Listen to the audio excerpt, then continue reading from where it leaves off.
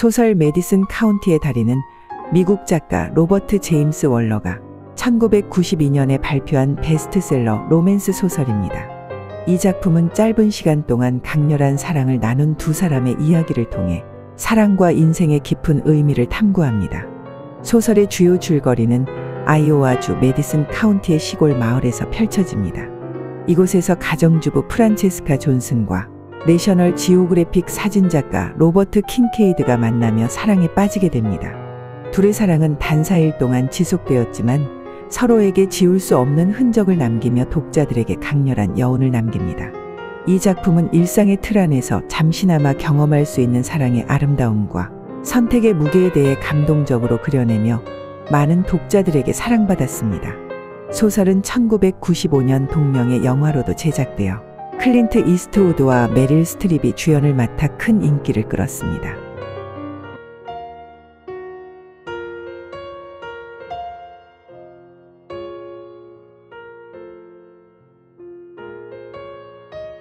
프란체스카는 이쪽 저쪽으로 돌면서 화장대 거울을 바라보았다. 그러고는 마음이 흡족해져서 약간 큰 소리로 아주 근사한 모습이라며 중얼거렸다. 그녀가 부엌에 들어갔을 때 로버트 킹케이드는 2잔째 맥주를 마시고 있었다. 그가 고개를 들어 그녀를 바라보았다. 그리고는 나직한 감탄의 소리를 냈다. 그 모든 감정이, 찾고 생각했던 그 모든 것이, 평생 느끼고 찾고 생각했던 모든 것이 그 순간 거기 다 모여 있었다. 그리고 그는 프란체스카 존슨에게 사랑을 느꼈다. 오래전에는 나폴리에 살았고 이제는 아이오와주 메디슨 카운티에 사는 농부의 아내 프란체스카 존슨에게 말이다. 그의 목소리가 미묘하게 떨리는 듯 들렸다. 약간 거칠기도 한 것 같았다. 조금 무례가 되겠지만 놀라운 모습이십니다. 정말로 눈이 나올 정도로 대단한 모습이에요. 진심입니다. 이 세상에서 가장 순수한 의미에서 당신은 말할 수 없을 정도로 우아해요. 프란체스카. 그의 감탄이 진심이라는 것을 그녀는 알 수 있었다. 그녀는 그 감탄을 받아들였고 거기에 휩싸였으며 그것이 온몸에 피부 구멍에 스며드는 것을 맛보았다.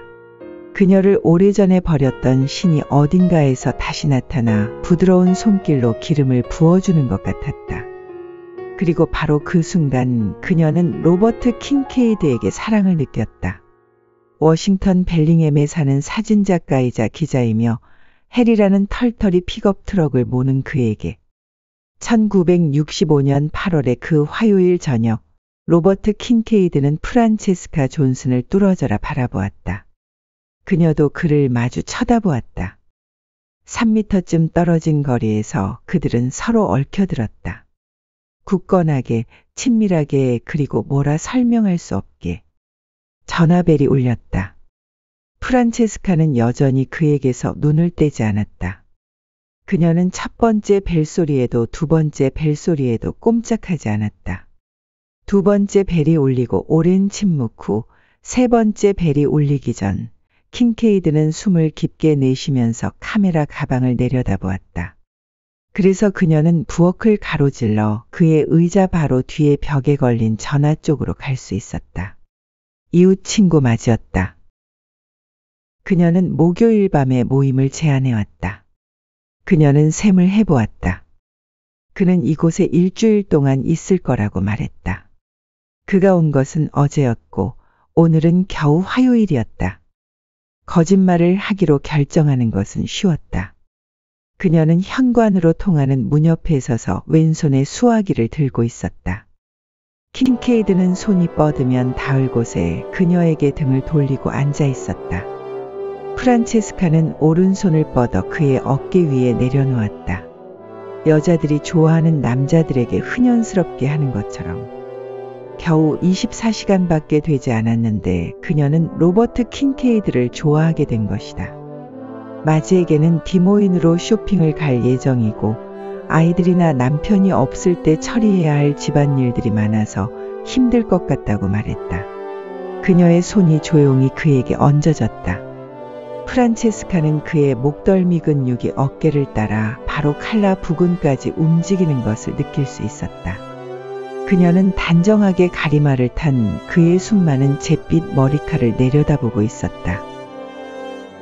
머리카락이 칼라 위에 어떻게 찰랑거리는지 보았다. 마지가 계속 말을 늘어놓았다. 프란체스카는 건성으로 마지에게 맞장구 치며 셔츠를 통해 전해지는 그의 몸이 얼마나 따스한지 느낄 수 있었다. 따스함이 손에 전해지더니 곧 팔 위로 올라갔고 거기서 몸을 통해서 어디든 퍼지고 싶은 곳으로 퍼졌다. 별다른 노력을 하지 않았는데도 말이다. 그는 가만히 앉아 있었다. 마지가 의욕을 느낄 만한 소리를 내고 싶지 않았으므로 마지는 한참을 떠들어댔다.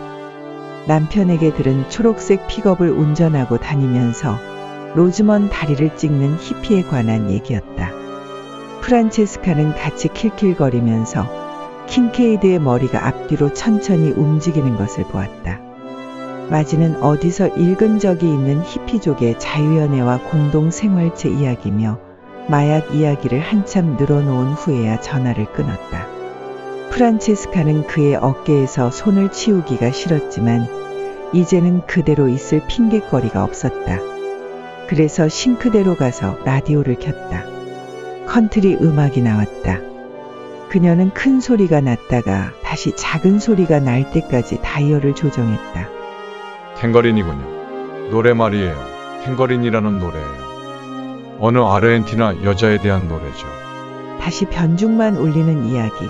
이야기를 하고 또 이야기를 하고 시간과 그 모든 느낌과 싸우면서도 그는 마음속 어디선가 아이오와의 어느 부엌에 있는 두 사람 뒤로 문이 덜컥하고 조용히 닫히는 소리를 들었다. 두 사람만을 남겨놓기 위해 프란체스카가 그를 바라보며 살짝 미소 지었다.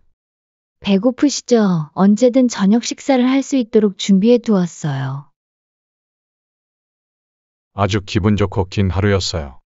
식사하기 전에 맥주 한 잔 더 해도 괜찮을 것 같습니다. 저와 함께 한 잔 하시겠습니까? 그는 시간을 벌면서 마음의 중심을 찾고자 했지만 시간이 흐를수록 오히려 중심을 잃어버렸다. 그녀는 그러겠다고 했다. 킨케이드는 맥주 2병을 따서 한 병은 그녀 쪽 테이블 위에 놓았다. 프란체스카는 자기 모습과 감정에 마음이 흡족했다. 여성스러움, 그녀가 느끼는 감정은 바로 그것이었다. 가뿐하고 따스하고 여성스러운 느낌, 그녀는 부엌 의자에 다리를 포개고 앉았다. 치맛자락이 올라가 오른쪽 무릎이 드러났다. 킨케이드는 냉장고에 몸을 기대고 서서 오른손에 버드와이저를 들고 가슴에 팔짱을 끼고 있었다. 프란체스카는 그가 자신의 다리를 보고 있는 것이 좋았고 그는 정말로 그녀의 다리를 내려다보고 있었다. 그는 그녀의 모든 것을 느꼈다. 그는 더 일찍 여기에서 벗어날 수도 있었다. 그냥 걸어나가면 되는 일이었다. 이성이 그를 질책했다. 그냥 놔둬 킨케이드. 다시 길로 돌아가 다리 사진을 찍고 인도로 가라고. 가는 길에 방콕에 들러 고대로부터 전수되어 온 황홀경에 빠지는 비법을 가르쳐줄 수 있는 비단장 수의 딸이나 만나라고. 새벽이면 그녀와 정글의 연못에서 발가벗고 헤엄을 치고 황혼이 무르익을 때면 그녀의 몸 안으로 들어가라고. 그래서 그녀가 지르는 비명소리나 들으라고. 프란체스카는 그냥 내버려둬. 바로 그때 느린 탱고 음악이 시작되었다. 어디서 연주되는지 알 수 없었지만 그는 낡은 아코디언 소리를 들을 수 있었다. 뒤쪽에서 들리는 소리인지 아니면 멀리 앞쪽에서 들려오는 소리인지 알 수가 없었다. 그러나 그 소리는 그를 향해 움직여왔다. 그 소리에 그는 이성이 흐릿해졌고 판단력이 마비되었다. 음악 소리가 파고들자 프란체스카 존슨에게 말고는 갈 곳이 없어지게 되었다. 원하시면 춤을 출 수도 있는데요. 춤추기에 아주 좋은 음악이군요. 그는 진지하고 예의 수줍은 태도로 말했다. 그러고 나서 재빨리 보호막을 쳤다. 나는 별로 춤을 잘 추진 못하지만 당신이 원하시면 부엌 안에서라도 어떻게 움직여 볼 수 있을 것 같은데요. 잭이 현관 문을 긁으며 들어오고 싶어 했다. 그러나 이 순간 두 사람 다 방해꾼을 안으로 들이고 싶은 기분이 아니었다. 프란체스카는 약간 얼굴만 붉힐 뿐이었다.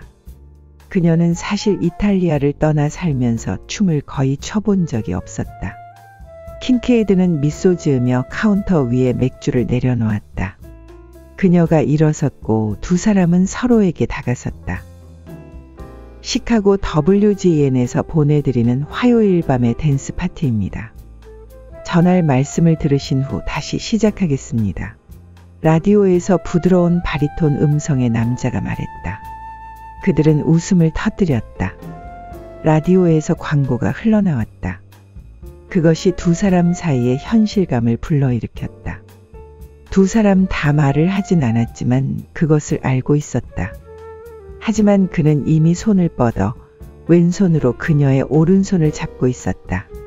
그는 카운터에 몸을 기대고 오른쪽 발목이 왼쪽 발목 위에 겹치도록 하고 서 있었다. 프란체스카는 그의 옆쪽으로 싱크대에 몸을 기대고 서서 식탁 근처의 창문을 내다보면서 그의 가느다란 손가락이 와닿는 감촉을 느꼈다. 바람 한 점 불지 않았고 옥수수는 익어가고 있었다. 아, 잠깐만요. 그녀는 마지못해 손을 빼고 오른쪽 찬장의 아래 서랍을 열었다. 거기서 흰색 조 2개와 작은 황동 촛대 2개를 꺼냈다. 그날 아침 디모인에서 그녀가 사온 물건들이었다. 그녀는 그것들을 식탁 위에 올려놓았다. 그가 다가와서 초를 하나씩 기울여서 불을 붙였고 그녀는 천장에 전등을 껐다. 이제 밖은 어두워졌고 작은 불꽃 2개만 고추 서 있었다. 바람 없는 밤이라 촛불은 거의 흔들리지 않았다. 소박한 부엌이 이렇게 좋아 보인 적이 없었다. 음악이 다시 시작되었다. 두 사람 다 운이 좋게도 고엽을 느리게 편곡한 곡이 나왔다. 프란체스카는 어색한 기분이었다. 그 역시 마찬가지였다. 하지만 그는 그녀의 손을 잡고 허리에 팔을 둘렀다. 동시에 그녀가 그에게 다가서자 어색함은 사라졌다. 어떻게든 쉽게 분위기가 만들어졌다. 킨케이드는 팔을 더 뻗어서 그녀의 허리를 감싸 안고 몸을 더 가까이 밀착시켰다. 그녀는 그의 냄새를 맡을 수 있었다. 깔끔하고 따스한 비누 냄새. 조금은 원시적인 빛깔이 남아있는 문명화된 남자의 내음. 향수 냄새가 좋은데요. 그는 그녀의 손을 잡아 그의 어깨 근처 가슴 위에 놓으면서 말했다. 그들은 천천히 춤을 추었다. 어느 방향으로도 그다지 멀리 움직이지 않았다. 프란체스카는 다리에 휘감기는 그의 다리를 느낄 수 있었다. 이따금씩 배가 맞닿았다. 노래가 끝났지만 그는 계속 그녀를 껴안은 채 방금 연주된 멜로디를 콧소리로 흥얼거렸다. 다음 곡이 시작될 때까지 그들은 그대로 있었다. 킨케이드는 자연스레 그녀를 춤으로 이끌었다. 춤이 계속되는 동안 어디선가 매미가 울어댔다. 9월이 오는 것을 불평하고 있는 것 같았다. 그녀는 얇은 면셔츠 사이로 그의 어깨 근육을 느낄 수 있었다. 그의 존재가 성큼 다가서는 느낌. 이렇게도 가깝게 느껴본 사람이 그녀에게는 지금껏 없었다. 그가 약간 몸을 굽혀 뺨을 그녀의 뺨에 댔다. 두 사람이 함께 시간을 보내는 동안에 언제인가 그는 자기가 마지막 카우보이 중에 한 명이라고 말한 적이 있었다. 그들이 뒷마당 펌프 옆 잔디에 앉아 있을 때였다. 그녀는 그런 그의 말을 이해하지 못했지만 묻지 않았다. 그는 말했었다. 시대에 낙오될 수밖에 없는 그런 사람이 있습니다. 그럴 수밖에 없는 피를 몸에 지닌 사람 말입니다. 세상은 조직화되고 있어요. 지나치게 조직화되어서 나 같은 사람은 끼어들 여지가 없죠. 모든 것이 제자리에 있고 모든 것이 한 자리씩을 차지하고 있죠. 내가 갖고 있는 카메라 장비만 해도 굉장히 조직화되었다는 것은 인정하지만 그 이상의 것에 대해 이야기하는 겁니다. 규칙이니 법률이니 사회관습 같은 건 말입니다. 정부의 권위, 통치력, 장기계획, 예산이니 하는 것들. 우리가 동료라고 믿는 것에 협동심, 주름진 정장과 꼬리표가 달린 세계 말입니다.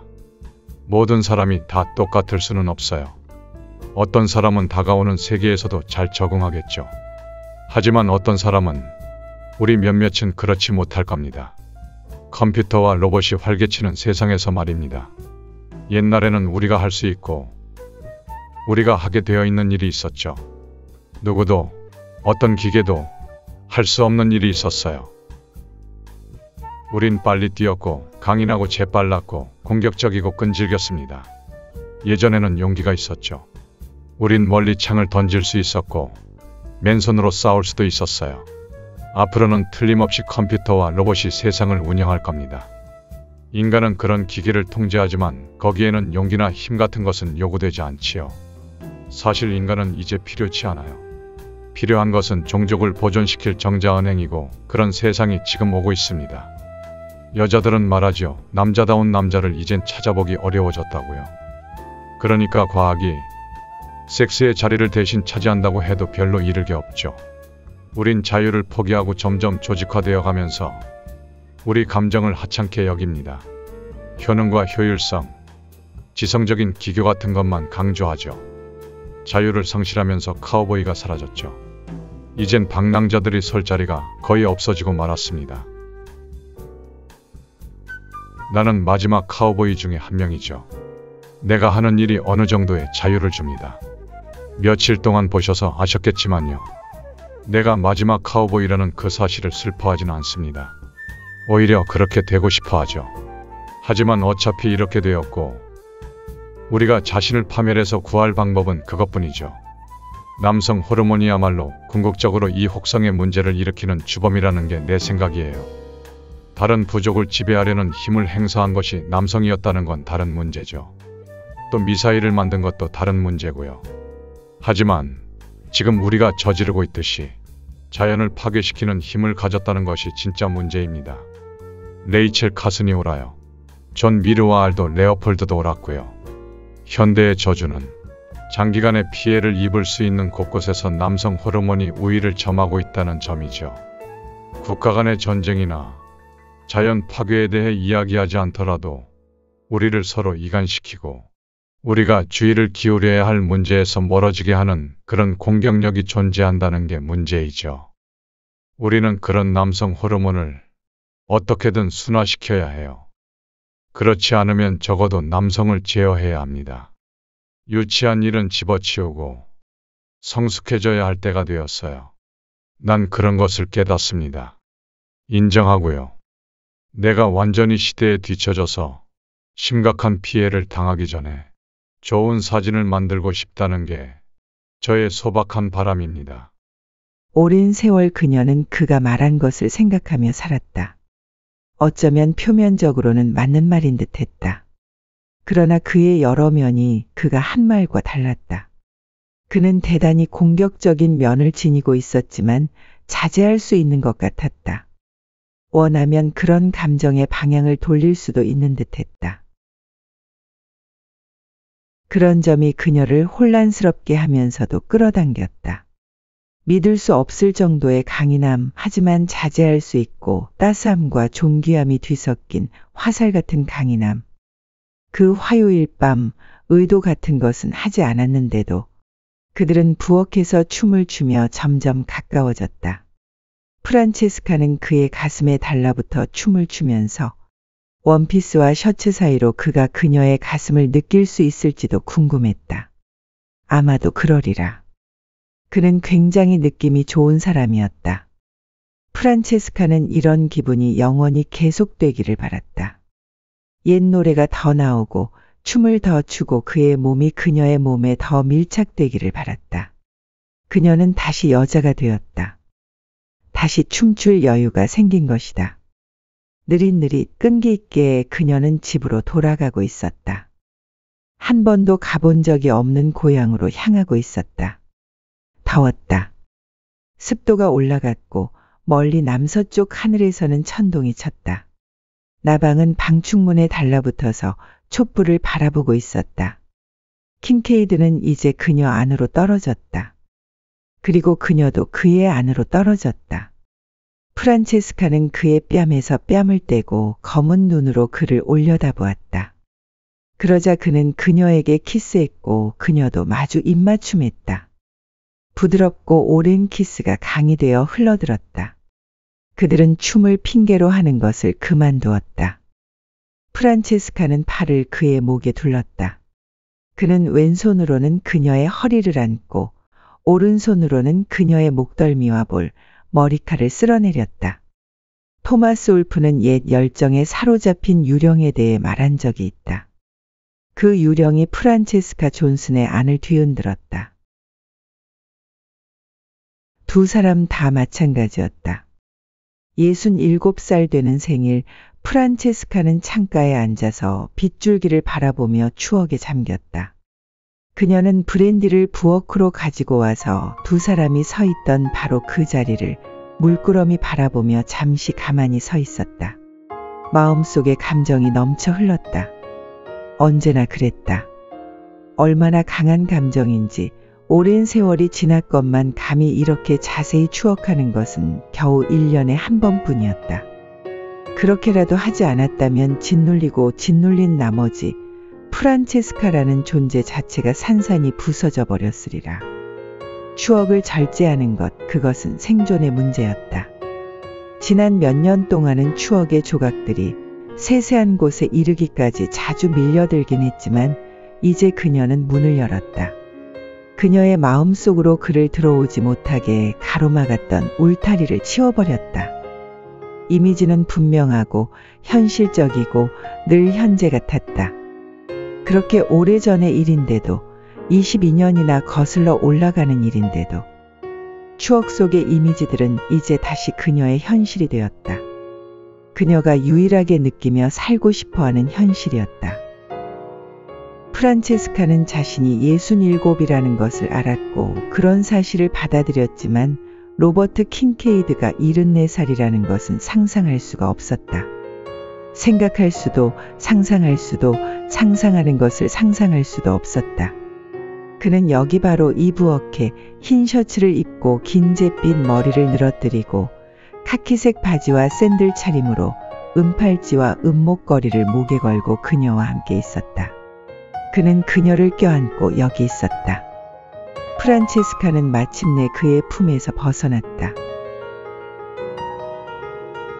그들이 서 있던 부엌의 그 자리에서 벗어나 그의 손을 잡고 위층 쪽으로 이끌었다.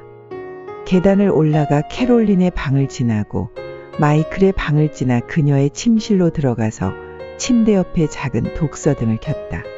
이제 그 오랜 세월이 흐른 지금 프란체스카는 브랜디를 들고 천천히 계단을 올랐다.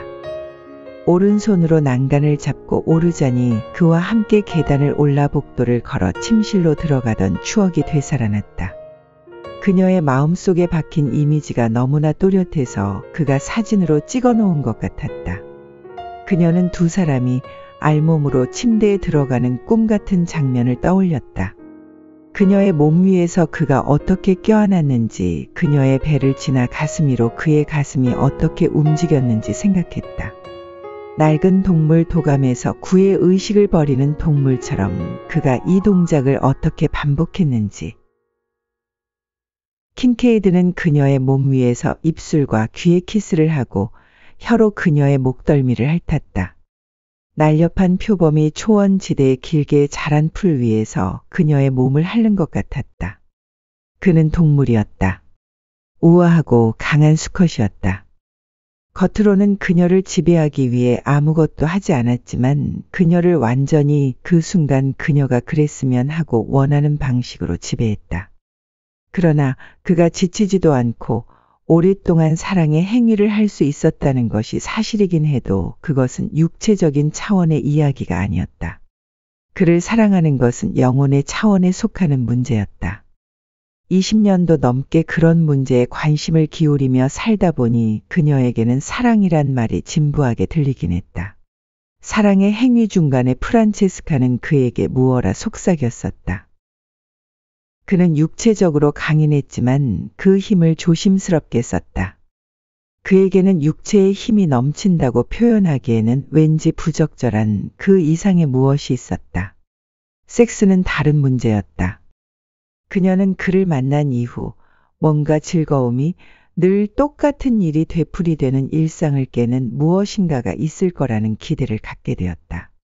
프란체스카는 그의 신비스러운 점을 중요하게 여기지는 않았었다. 그는 모든 면에서 그녀를 소유한 것 같았다. 두려운 것은 바로 그런 점이었다. 처음에 그녀는 로버트 킨케이드와 무슨 일을 하든 가족과 메디슨 카운티의 생활에 얽힌 자기의 일부분이 그대로 남아있을 수 있으리라는 것을 의심하지 않았었다. 하지만 그가 그것을 모두 가져가 버렸다. 프란체스카는 그가 트럭에서 내려 길을 물었을 때 그것을 알았어야 했다. 그때 그녀는 그가 마법사 같다고 생각했다. 그녀의 처음 판단이 옳았다. 그들은 1시간 동안 어쩌면 그보다 더 오래 사랑을 나누곤 했다. 행위가 끝나면 그는 천천히 몸을 돌려 그녀를 바라보면서 담배에 불을 붙였다. 그녀에게도 한 대 내밀고 그녀 곁에 누워서 한 손으로 그녀의 몸을 쓰다듬는 때도 있었다. 그러다가 그녀의 몸속에 다시 들어가곤 했다. 귓가에 부드러운 말을 속삭이고 말을 하는 사이사이 키스를 퍼부으며 허리에 팔을 감고 그녀를 끌어당기고 그리고 그녀 안으로 몸을 넣곤 했다. 그러면 그녀는 숨을 몰아쉬면서 그에게 이끌려 그가 사는 곳으로 갔다. 그는 이상하고 유령이 나타날 것 같은 곳에 다윈의 진화줄기를 따라 멀리 거슬러 올라간 곳에 살고 있었다. 킨케이드 의목에 얼굴을 묻고 그 의살에 살을 대고 프란체스카는 강과 숲의 연기 냄새를 맡을 수 있었다. 멀고 먼 옛날 겨울밤의 기차역에 선 듯 증기기관차가 움직이는 소리를 들을 수 있었다. 검은 옷을 입은 여행자들이 얼어붙은 강 위를 조심스레 걷는 모습과 여름의 초원을 지나 목적지를 향해 가는 모습을 볼 수 있었다. 표범이 그녀의 몸 위를 몇 번이고 계속해서 훑고 지나갔다. 초원의 바람처럼 그의 몸 아래에서 그녀는 성전에 바쳐진 제물이 되었다. 이제 바람이 불어와 불길을 일굴 것이고 그 불길은 모든 것을 망각으로 빠뜨릴 것이다. 달콤한 망각 속으로 그녀는 숨도 쉬지 못하고 로버트의 이름만 나직이 중얼거렸다. 오래전부터 오르가즘을 느끼지 못한 그녀는 이제 반은 사람이고 반은 다른 생물인 이 남자에게서 오르가즘을 느꼈다. 그녀는 그가 이상했다. 어떻게 그토록 이렇게 참을 수가 있는지 신비스러웠다. 그리고 그는 그녀에게 말했다. 그는 육체적으로 뿐만 아니라 마음속으로도 그런 절정에 다다를 수가 있다고. 마음속으로 느끼는 오르가즘은 그들 종족만의 독특한 특색이라고 했다. 프란체스카는 그가 무슨 말을 하는지 알지 못했다. 그녀가 아는 것은 그가 일종의 사슬을 꺼내서 두 사람을 꽁꽁 묶었다는 것. 너무나 꽁꽁 묶어서 스스로 요동치지 않았다면 숨이 막혔을 거라는 것뿐이었다. 밤이 계속되었고 빙빙 돌아가는 춤이 멈추지 않았다. 로버트 킨케이드는 모든 것을 빙글빙글 돌아가게 하는 장본인이었다. 그는 모양과 소리와 그림자를 자유자재로 다루는 마법사였다. 옛날의 오솔길로 그녀를 안내하여 여름 햇살에 녹아드는 이슬을 보여주었고 태양과 가을 잎새가 어떻게 절묘한 풍경을 만들어내는지를 보여주었다. 그리고 그는 그녀에게 속삭이는 자신의 목소리를 들었다. 마치 자기가 아니라 다른 사람의 목소리가 그 말을 하는 것 같았다. 릴케의 시 구절이 나왔다. 고대의 탑 주변을 나는 1000년 동안 돌고 있네. 나바오 인디언의 태양 숭배에 관한 구절도 있었다. 그는 그녀가 영감을 불러일으키는 장면에 대해서 이야기했다. 바람에 흩날리는 모래와 자홍색 바람, 아프리카 해안을 따라 북쪽으로 이동하는 돌고래 등에 탄 갈색 펠리컨들. 그녀가 그를 향해 몸을 활처럼 휘고 다가갔을 때였다. 소리. 작고 알아들을 수 없는 소리가 그녀의 입에서 흘러나왔다. 그러나 그것은 그가 완전히 이해하는 언어였다. 그의 몸 아래 있는 이 여자 안에서 그가 배를 맞대고 깊이 들어가 있는 그녀 안에서 로버트 킨케이드의 오랜 방황은 끝을 맺었다. 그리고 마침내 그는 알았다. 지금까지 그가 걸었던 인적 드문 해안의 작은 발자국들의 의미를, 한 번도 항해를 떠나본 적이 없는 배에 실린 비밀스런 화물의 의미를, 황혼역 도시의 구불구불한 길을 지나는 그를 커튼 뒤의 창문을 통해 바라보는 눈동자들의 의미를, 그는 먼 여행을 떠났다가 이제는 집에 돌아와 난로 앞에서 불꽃을 바라보며 외로움을 녹이는 사냥꾼이었다. 마침내 드디어 그는 여기까지 온 것이다. 이렇게 멀리까지. 그는 그녀 위에 누워서 그녀를 향한 사랑을 결정지었다. 완벽하게 변할 수 없게 마침내. 아침이 밝을 무렵 그는 몸을 약간 일으키고 그녀의 눈을 마주보며 말했다. 내가 지금 이 혹성에 살고 있는 이유가 뭔 줄 알겠어, 프란체스카. 여행하기 위해서도, 사진을 찍기 위해서도 아니오. 당신을 사랑하기 위해서 이 혹성에서 살고 있는 거요. 이제 그걸 알아서 나는 머나먼 시간 동안 어딘가 높고 위대한 곳에서부터 이곳으로 떨어져 왔어. 내가 이 생을 산 것보다도 훨씬 더 오랜 기간 동안. 그리하여 그 많은 세월을 거쳐 마침내 당신을 만나게 된 거요. 그들이 아래층에 내려왔을 때 아직도 라디오가 켜져 있었다. 새벽이 밝아왔지만 태양은 얇은 구름막에 가려 있었다. 프란체스카, 부탁하고 싶은 게 있어. 그가 커피를 만드느라 부산을 떠는 그녀에게 미소를 지어 보였다. 뭐냐고 묻는 눈으로 프란체스카가 그를 바라보았다. 순간 그녀는 그를 너무도 사랑하는 마음을 멈출 수가 없다는 걸 마음속으로 생각했다. 어젯밤에 입었던 청바지와 티셔츠를 입어요. 그 샌들도 신고 딱 그것만 걸쳐요. 오늘 아침 당신이 어떤 모습인지 사진을 찍고 싶소. 우리 두 사람만을 위한 사진을. 그녀는 위층으로 올라갔다. 밤새 그의 품에 안겨 있느라 다리가 후들거렸다. 그녀는 옷을 입고 그와 함께 초원으로 나갔다. 거기서 그는 해마다 그녀가 들여다보곤 했던 그 사진을 찍었다. 로버트 킨케이드는 다음 며칠간 촬영을 포기했다. 프란체스카 존스는 꼭 필요한 일이 아니면 농장 일을 하지 않았다. 그들 두 사람은 내내 함께 지내면서 이야기를 나누거나 사랑을 나누었다. 그녀가 부탁하자 그는 두 차례에 걸쳐 기타를 연주하며 꽤 괜찮은 목소리로 그녀를 위해 노래를 불러주었다. 조금은 불편한 음성으로 그녀가 그의 첫 번째 청중이라고 말하면서, 그가 그렇게 말하자 프란체스카는 미소 지으며 그에게 키스했다. 그리고는 감정에 빠져서 그가 부르는 고래잡이 배와 사막에 부는 바람이라는 노래에 귀를 기울였다. 프란체스카는 해리를 타고 그와 함께 디모인 공항으로 갔다. 그는 거기서 필름을 뉴욕으로 붙였다. 그는 가능할 때는 언제나 처음 찍은 필름 몇 통을 미리 보냈다. 그렇게 함으로써 편집자들은 그가 하고 있는 작업을 점검할 수 있었고, 사진 기술자들은 그의 카메라 셔터가 제대로 작동하고 있는지 확인할 수 있었다. 그런 다음 그는 점심 식사를 하기 위해 그녀를 근사한 식당으로 데려갔다. 그리고 테이블 위로 그녀의 양손을 꼭 잡고 강렬한 눈빛으로 그녀를 바라보았다. 그러자 웨이터는 그들의 모습을 보고 미소 지었다. 자신도 언젠가는 그런 식의 감정을 느끼게 되길 바라면서 그녀는 로버트 킨케이드의 인생에 대한 감각에 감탄했다. 인생이란 어차피 종착역을 향한 기약할 길 없는 행진이라는 것을 그는 마음 깊숙이에서 받아들이고 있었다. 카우보이란 별종 또한 조만간 사라져야 할 존재들이었다. 이제 그녀는 그가 진화라는 가지의 종착역에 서 있다고 했던 그 말이 무슨 의미인지 이해하기 시작했다. 한 번은 그가 최후의 일이라는 것에 대해 속삭인 적이 있었다.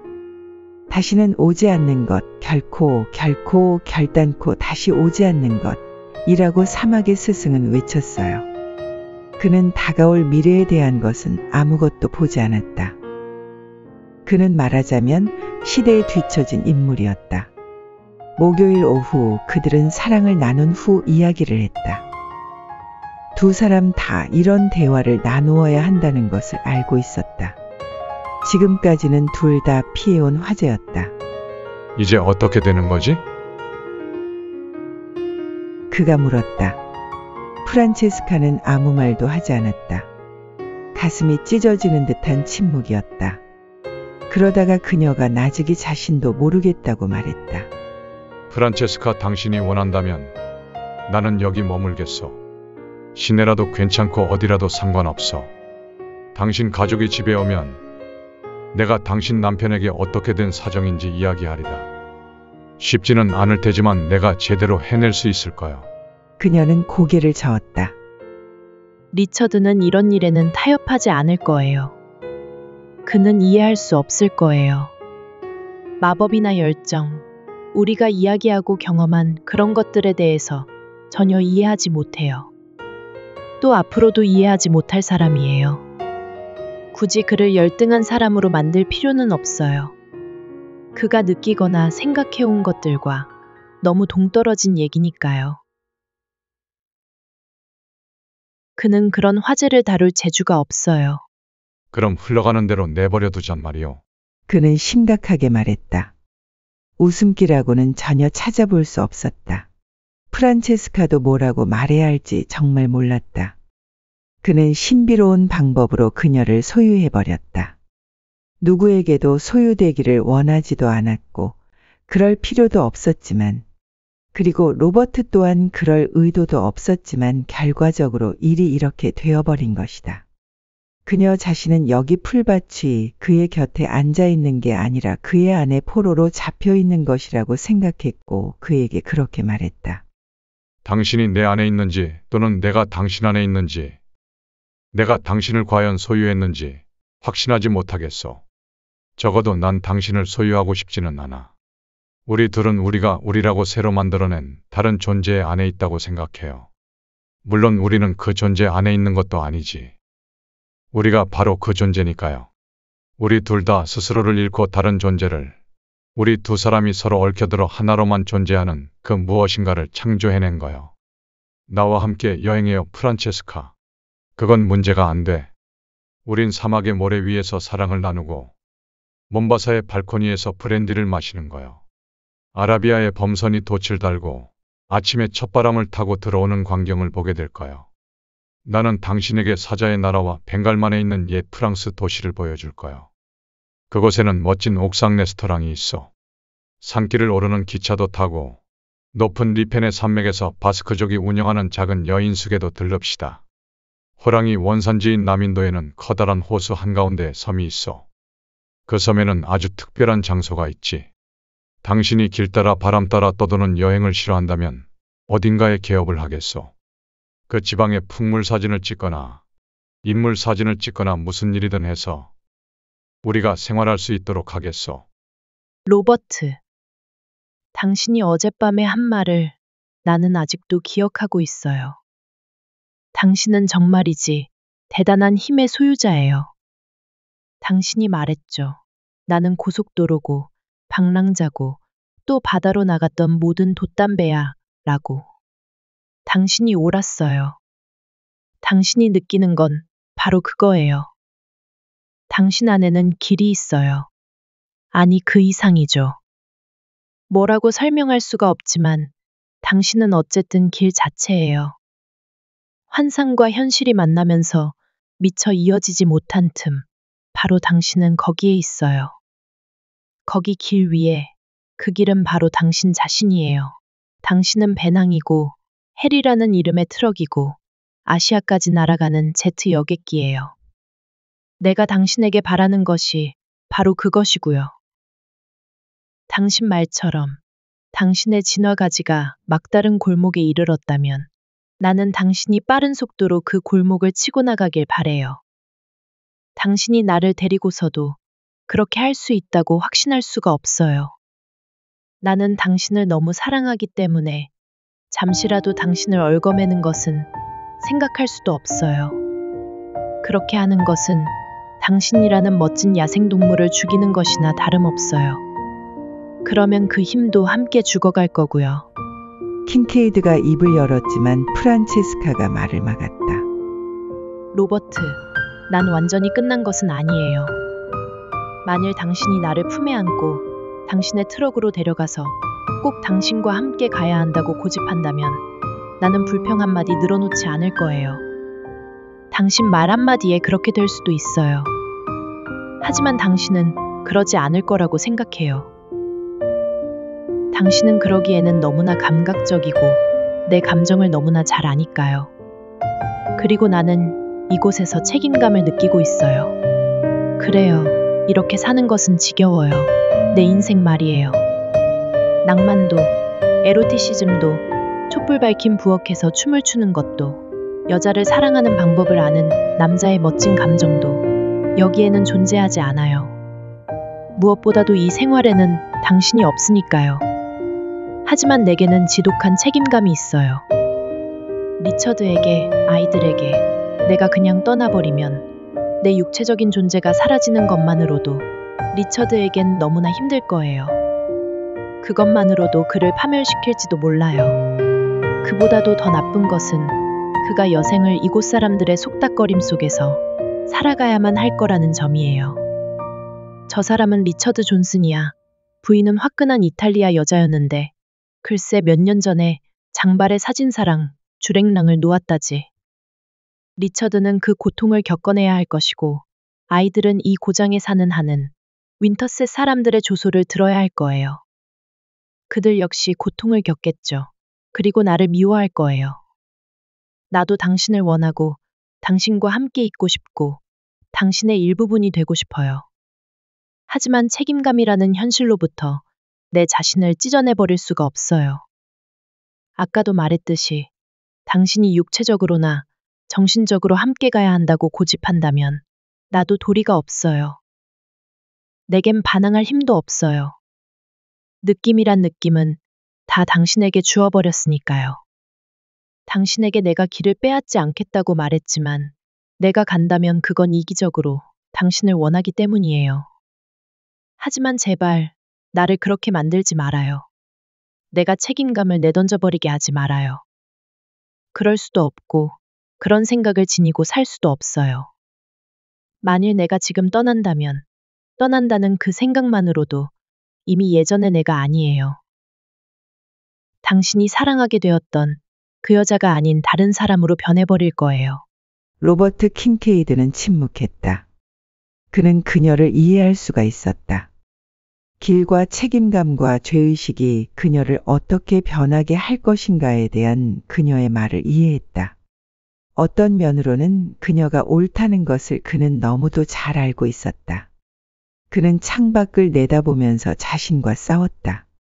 그녀의 감정을 이해하기 위해 싸웠다. 프란체스카가 울기 시작했다. 그러고 나서 그들은 서로 오랫동안 껴안았다. 킨케이드가 그녀에게 속삭이듯 말했다. 할 이야기가 있어. 한 가지만. 다시는 이야기하지 않을 거야. 누구에게도. 그리고 당신이 기억해줬으면 좋겠어. 애매함으로 둘러싸인 이 우주에서 이런 확실한 감정은 단 한 번만 오는 거요. 몇 번을 다시 살더라도 다시는 오지 않을 거요. 이런 식의 긴 이야기를 나눈 끝에 프란체스카는 설핏 잠이 들었고 잠에서 깨어났을 때는 해가 높이 떠올라 있었다. 벌써부터 무더웠다. 해리의 문이 삐걱하는 소리가 들리자 프란체스카는 옷을 입었다. 그녀가 부엌에 내려갔을 때 그는 커피를 만들어 놓고 식탁에 앉아서 담배를 피우고 있었다. 그가 그녀에게 씩 웃어 보였다. 그녀는 부엌을 가로질러 와서 그의 가슴에 얼굴을 묻었다. 그녀가 그의 머리칼을 매만지자 그는 그녀의 허리를 감싸 안았다. 킨케이드는 그녀의 몸을 돌려 무릎 위에 앉히고 몸을 쓰다듬었다. 마침내 그가 일어섰다. 그는 낡은 청바지에 깨끗한 카키색 셔츠를 입고 그 위에 오렌지색 멜빵을 하고 있었다. 레드윙 부츠에는 끈이 꼭 메어져 있었고 스위스제 군용 카리 벨트에 매달려 있었다. 촬영용 조끼는 의자 등받이에 걸쳐져 있었고 조끼 주머니에서 전선이 삐죽이 나와 있었다. 카우보이는 안장을 꾸린 것이었다. 가보는 게 좋겠어. 프란체스카가 고개를 끄덕이며 울기 시작했다. 그녀는 그의 눈에 눈물이 어리는 것을 보았다. 하지만 그는 눈물과 함께 예의 그 희미한 미소를 짓고 있었다. 언젠가 편지를 써도 괜찮겠어. 최소한 사진 한두 장은 보내주고 싶은데. 좋아요.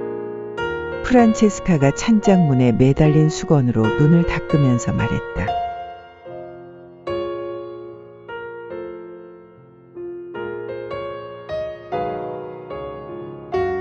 너무 많지만 않다면 히피 사진 작가에게 우편물을 받는다고 해도 적당히 둘러댈 수 있을 거예요. 내 워싱턴 주소와 전화번호를 가지고 있어? 그녀가 고개를 끄덕였다. 내가 거기 없으면 내셔널 지오그래픽 사무실로 전화를 해요. 내가 거기 전화번호를 적어줄 테니까.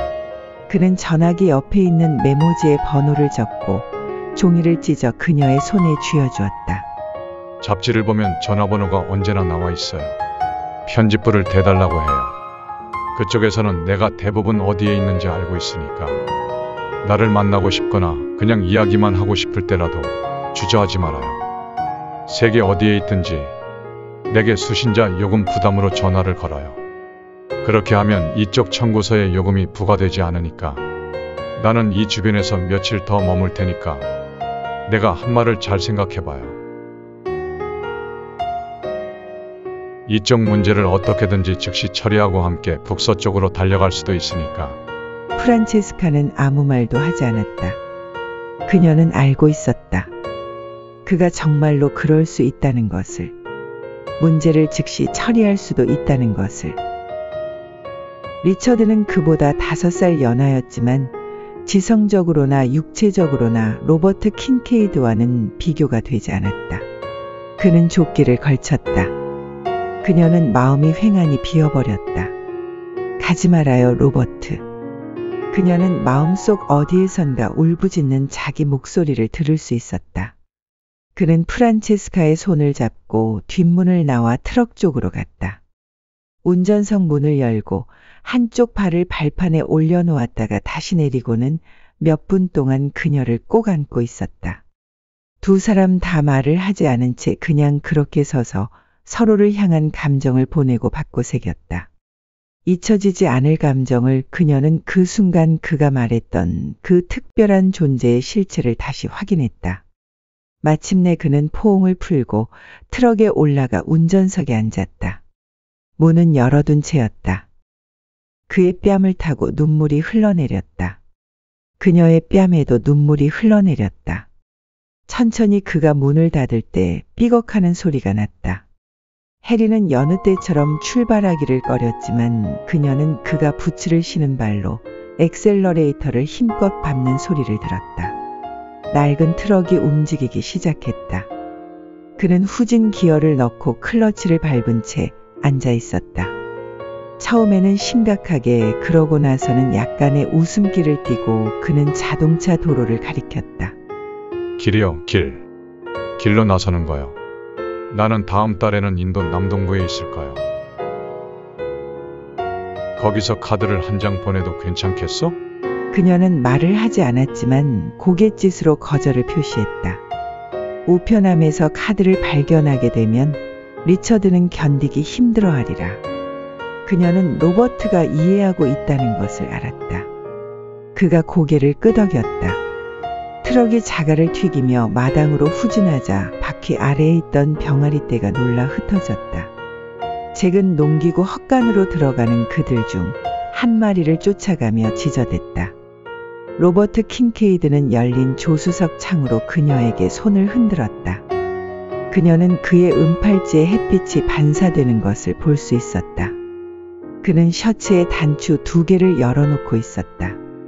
그가 집 앞 도로로 들어섰다. 프란체스카는 계속 눈물을 훔치며 그의 뒷모습을 보려고 애썼다. 눈물 때문에 햇살이 이상한 프리즘을 만들었다. 그녀는 둘이 처음 만난 밤을 생각하고는 서둘러 길의 입구로 가서 흔들리는 낡은 트럭을 바라보았다.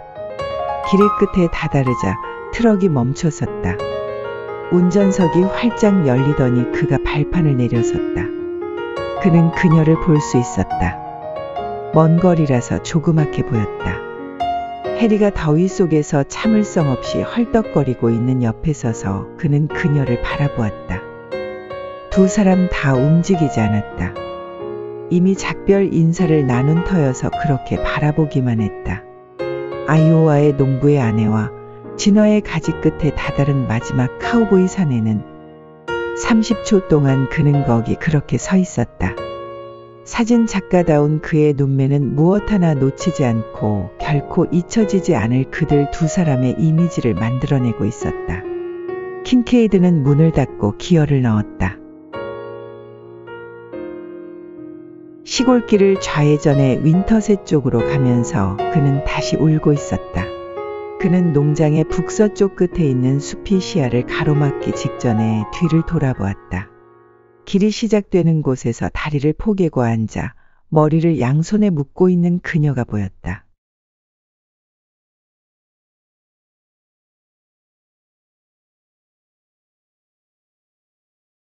리처드와 아이들은 박람회 이야기와 소가 도살용으로 팔리기 전에 탄 리본을 가지고 초저녁에 도착했다. 캐롤린은 곧장 전화기로 달려갔다. 이날은 금요일이었고 마이클은 픽업을 몰고 17살박이 남자애가 금요일 밤에 즐길 수 있는 일을 하러 시내에 나갔다. 대부분은 광장 주변을 어정거리면서 차를 타고 지나가는 여자애들에게 말을 걸거나 고함을 치는 정도였지만 리처드는 버터와 메이플 시럽을 곁들여 먹은 옥수수빵이 맛이 좋았다고 말하면서 텔레비전을 켰다. 그녀는 현관 근해에 앉았다. 10시에 좋아하는 프로그램이 끝나자 리처드가 밖으로 나왔다. 그가 기지개를 켜며 집에 오니 정말 좋다고 말했다. 이어서 아내를 바라보며 어딘가 피곤해 보이는데 괜찮냐고 물었다. 괜찮아요, 리처드. 당신이 무사하고 건강하게 집에 돌아와서 좋아요. 그래, 난 자러 가야겠어. 박람회에서 일주일을 지냈더니 완전히 지쳤어. 당신도 올라오겠어, 프레니. 잠깐만 더 있다가요. 밖에 나오니 좋네요. 잠시 여기 앉아 있고 싶어요. 그녀는 피곤했지만 리처드가 속으로 섹스를 생각하고 있을까봐 걱정이었다. 오늘 밤에는 도저히 응할 수가 없었다. 그가 침실에서 어정거리는 소리가 들렸다. 침실은 그녀가 그네를 흔들거리고 있는 바로 위쪽이었다. 프란체스카는 맨발이었다. 집 뒤쪽에서 캐롤린이 켜놓은 라디오 소리가 들렸다. 그녀는 다음 며칠 동안 시내에 들어가는 것을 피했다. 로버트 킨케이드가 겨우 몇 마일 떨어져 있다는 것이 언제나 마음에 걸렸다. 그를 보면 자신을 억제할 수 있을 것 같지가 않았다. 그에게 뛰어가서 당장 같이 떠나자고 소리를 지를지도 모를 일이었다. 프란체스카는 시더 다리에서 그를 만나는 위험도 무릅쓰지 않았다. 지금은 그를 다시 만나는 것만으로도 너무나 위험 부담이 컸다. 화요일에는 식료품이 거의 동이 났다. 때마침 리처드는 옥수수 따는 기계를 조립하다 부품이 필요했다. 계속 비가 내리고 안개가 낮게 깔린 8월치곤 서늘한 날이었다. 리처드는 부품을 구입한 다음 프란체스카가 식료품을 사러 간 사이 카페에서 다른 사람들과 커피를 마시고 있었다. 그는 아내의 스케줄에 맞춰 그녀가 쇼핑을 마쳤을 때쯤 슈퍼밸류 앞으로 나와 기다리고 있었다. 그는 포드 픽업에서 내려와 그녀가 뒷칸에 짐을 싣는 것을 거들었다. 프란체스카는 자리에 앉아 무릎 위에 물건을 내려놓다가 삼각다리와 배낭을 떠올렸다. 남편이 빠뜨린 부품 하나를 사기 위해 그들은 169번 국도를 타고 북쪽으로 올라갔다. 윈터셋의 간선 도로였다. 텍사코 주유소에서 남쪽으로 한 블럭 떨어진 곳에서 프란체스카는 바퀴에 바람을 넣고 있는 해리를 보았다. 그러더니 해리는 앞창에 와이퍼를 움직이면서 그들 앞쪽에 있는 길로 들어섰다. 존슨 부부가 탄 차도 달려가서 낡은 픽업 바로 뒤에 섰다. 포드 픽업의 높은 좌석에 앉아서 그녀는 픽업 트럭 뒷칸에 덮인 검은 방수천 밑으로 옷가방과 기타 케이스가 스페어 타이어 바로 옆에 묶여 있는 것을 보았다. 뒷창문에 빗물이 흘러내리고 있긴 했지만 그의 머리가 조금 보였다. 그는 소지품 상자에서 뭔가 꺼내려는 듯 몸을 기울이고 있었다. 8일 전 그는 그렇게 하면서 그녀의 다리를 스쳤었다. 그리고 바로 일주일 전 그녀는 디모인으로 가서 분홍 원피스를 샀었다. 저 트럭은 집에서 아주 멀리 왔구만. 번호판이 워싱턴주로 되어 있는데 여자가 운전을 하나 봐. 머리가 길잖소. 아니지 않냐. 다시 생각해보니 아마 카페에서 사람들이 이야기하던 그 사진작가라는 사람 같구만. 리처드가 말했다. 그들은 로버트 킨케이드를 뒤따라 몇 블럭 북쪽으로 갔다. 거기서 169번 동서쪽으로 뻗은 92번 도로와 교차했다. 그곳은 사방으로 통행량이 많은 십자로였다. 비가 내리고 안개가 더 심해져서 내거리는 복잡했다. 20초가량 그들은 그대로 앉아 있었다. 그가 바로 앞에 그녀에게서 겨우 1미터 떨어진 곳에 있었다. 프란체스카는 아직도 감행할 수 있었다. 차에서 내려 해리의 오른쪽 문으로 뛰어가 배낭과 아이스박스와 삼각다리 위로 올라가기만 하면 그만이다. 지난 금요일 로버트 킨케이드가 떠난 후 그녀는 깨달았다. 그를 좋아한다고 생각하기는 했지만 그럼에도 불구하고 자기 자신의 감정을 심하게 과소평가했었다는 것을. 도저히 그런 감정을 가질 수 없을 것 같았지만 그것은 사실이었다. 프란체스카는 그가 이미 이해했던 것을 이해하기 시작했었다. 그러나 그녀는 책임감에 꽁꽁 얼어붙어 앞트럭의 뒷창문만 뚫어져라 바라보고 있었다. 평생토록 무엇을 이렇게 집중해서 쳐다본 적이 없었다. 해리의 왼쪽 깜박에 불이 들어왔다. 다음 순간 그는 사라져버렸다. 리처드는 트럭에 라디오를 켰다. 그녀의 시선에는 모든 사물이 느릿느릿 돌아가기 시작했다. 마음속에서 이상한 현상이 일어났다. 그의 차례가 오자 천천히 느릿느릿 그는 해리를 내거리 안쪽으로 몰았다. 그녀는 그가 긴 다리로 클러치와 엑셀러레이터를 작동하는 모습을, 그리고 기어를 바꿀 때 오른팔의 근육이 움직이는 것을 그려볼 수 있었다. 그러더니 좌회전해서 92번 도로로 들어서 카운실 블러프스로 향했다. 블랙힐즈로 북서쪽으로 천천히 느릿느릿 낡은 픽업이 돌았다. 굉장히 천천히 내거리를 돌아 서쪽으로 향했다. 눈물과 빗줄기와 안개 속에 갇혀서 그녀는 차문에 씌어진 빨간 페인트 글씨를 분별할 수가 없었다. 킨케이드 사진 연구소, 워싱턴주 벨링햄. 그는 회전을 할 때 시야가 잘 보이지 않자 창문을 열었다. 프란체스카는 그 순간 그의 머리가 찰랑거리는 것을 보았다. 해리는 92번 도로로 들어서서 서쪽으로 향하며 창문을 올렸다. 오, 안 돼요, 하나님. 내가 틀렸어요, 로버트. 여기 머무르겠다는 생각이 틀렸지만 갈 수가 없어요. 당신에게 다시 말하게 해줘요. 내가 왜 갈 수 없는지, 내가 왜 가야만 하는지 내게 다시 말해줘요. 그녀는 그의 목소리가 고속도로에서 울려 퍼지는 것을 들었다. 애매함으로 둘러싸인 이 우주에서 이런 확실한 감정은 단 한 번만 오는 거요. 몇 번을 다시 살더라도 다시는 오지 않을 거요. 리처드는 트럭을 몰아 내거리를 지나 북쪽으로 향했다. 그녀는 안개와 빛 속으로 사라지는 해리의 빨간 후미등 쪽을 바라보며 순간적으로 그의 얼굴을 찾았다. 대형 화물차 옆을 지나는 낡은 쉐비 픽업이 조그맣게 보였다. 화물차는 마지막 카우보이에게 물을 뿌리며 윈터셋으로 들어갔다. 그에게 속으로 안녕을 고하며 그녀는 흐느끼기 시작했다. 리처드가 아내를 힐끗 쳐다보았다. 왜 그래 프렌이? 제발 뭐가 잘못됐는지 이야기 좀 해주겠소. 괜찮아요, 리처드. 혼자 생각에 잠길 시간이 필요해요. 몇 분만 지나면 괜찮아질 거예요. 리처드는 라디오 다이얼을 정오의 가축가격 뉴스에 맞추었다. 그는 아내를 쳐다보면서 고개를 가로저었다.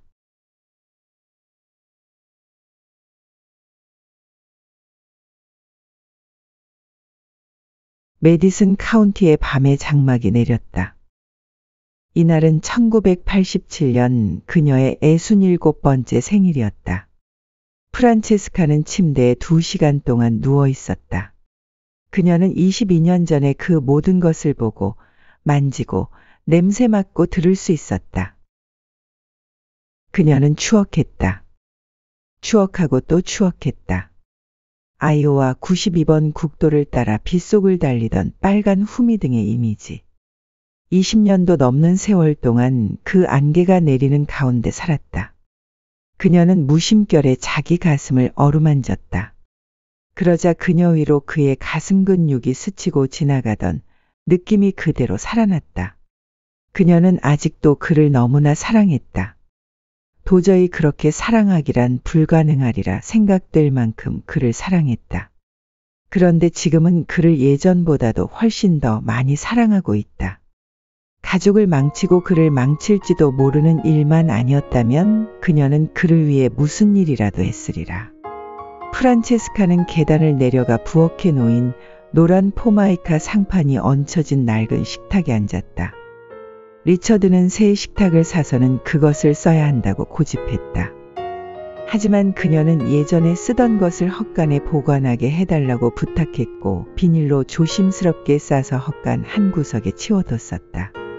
리처드는 대체 왜 이렇게 낡은 식탁에 애착을 갖는지 이해를 못하겠다며 식탁을 옮기면서 투덜댔었다. 리처드가 죽은 후 마이클이 그녀를 위해 식탁을 다시 집 안으로 들여왔다.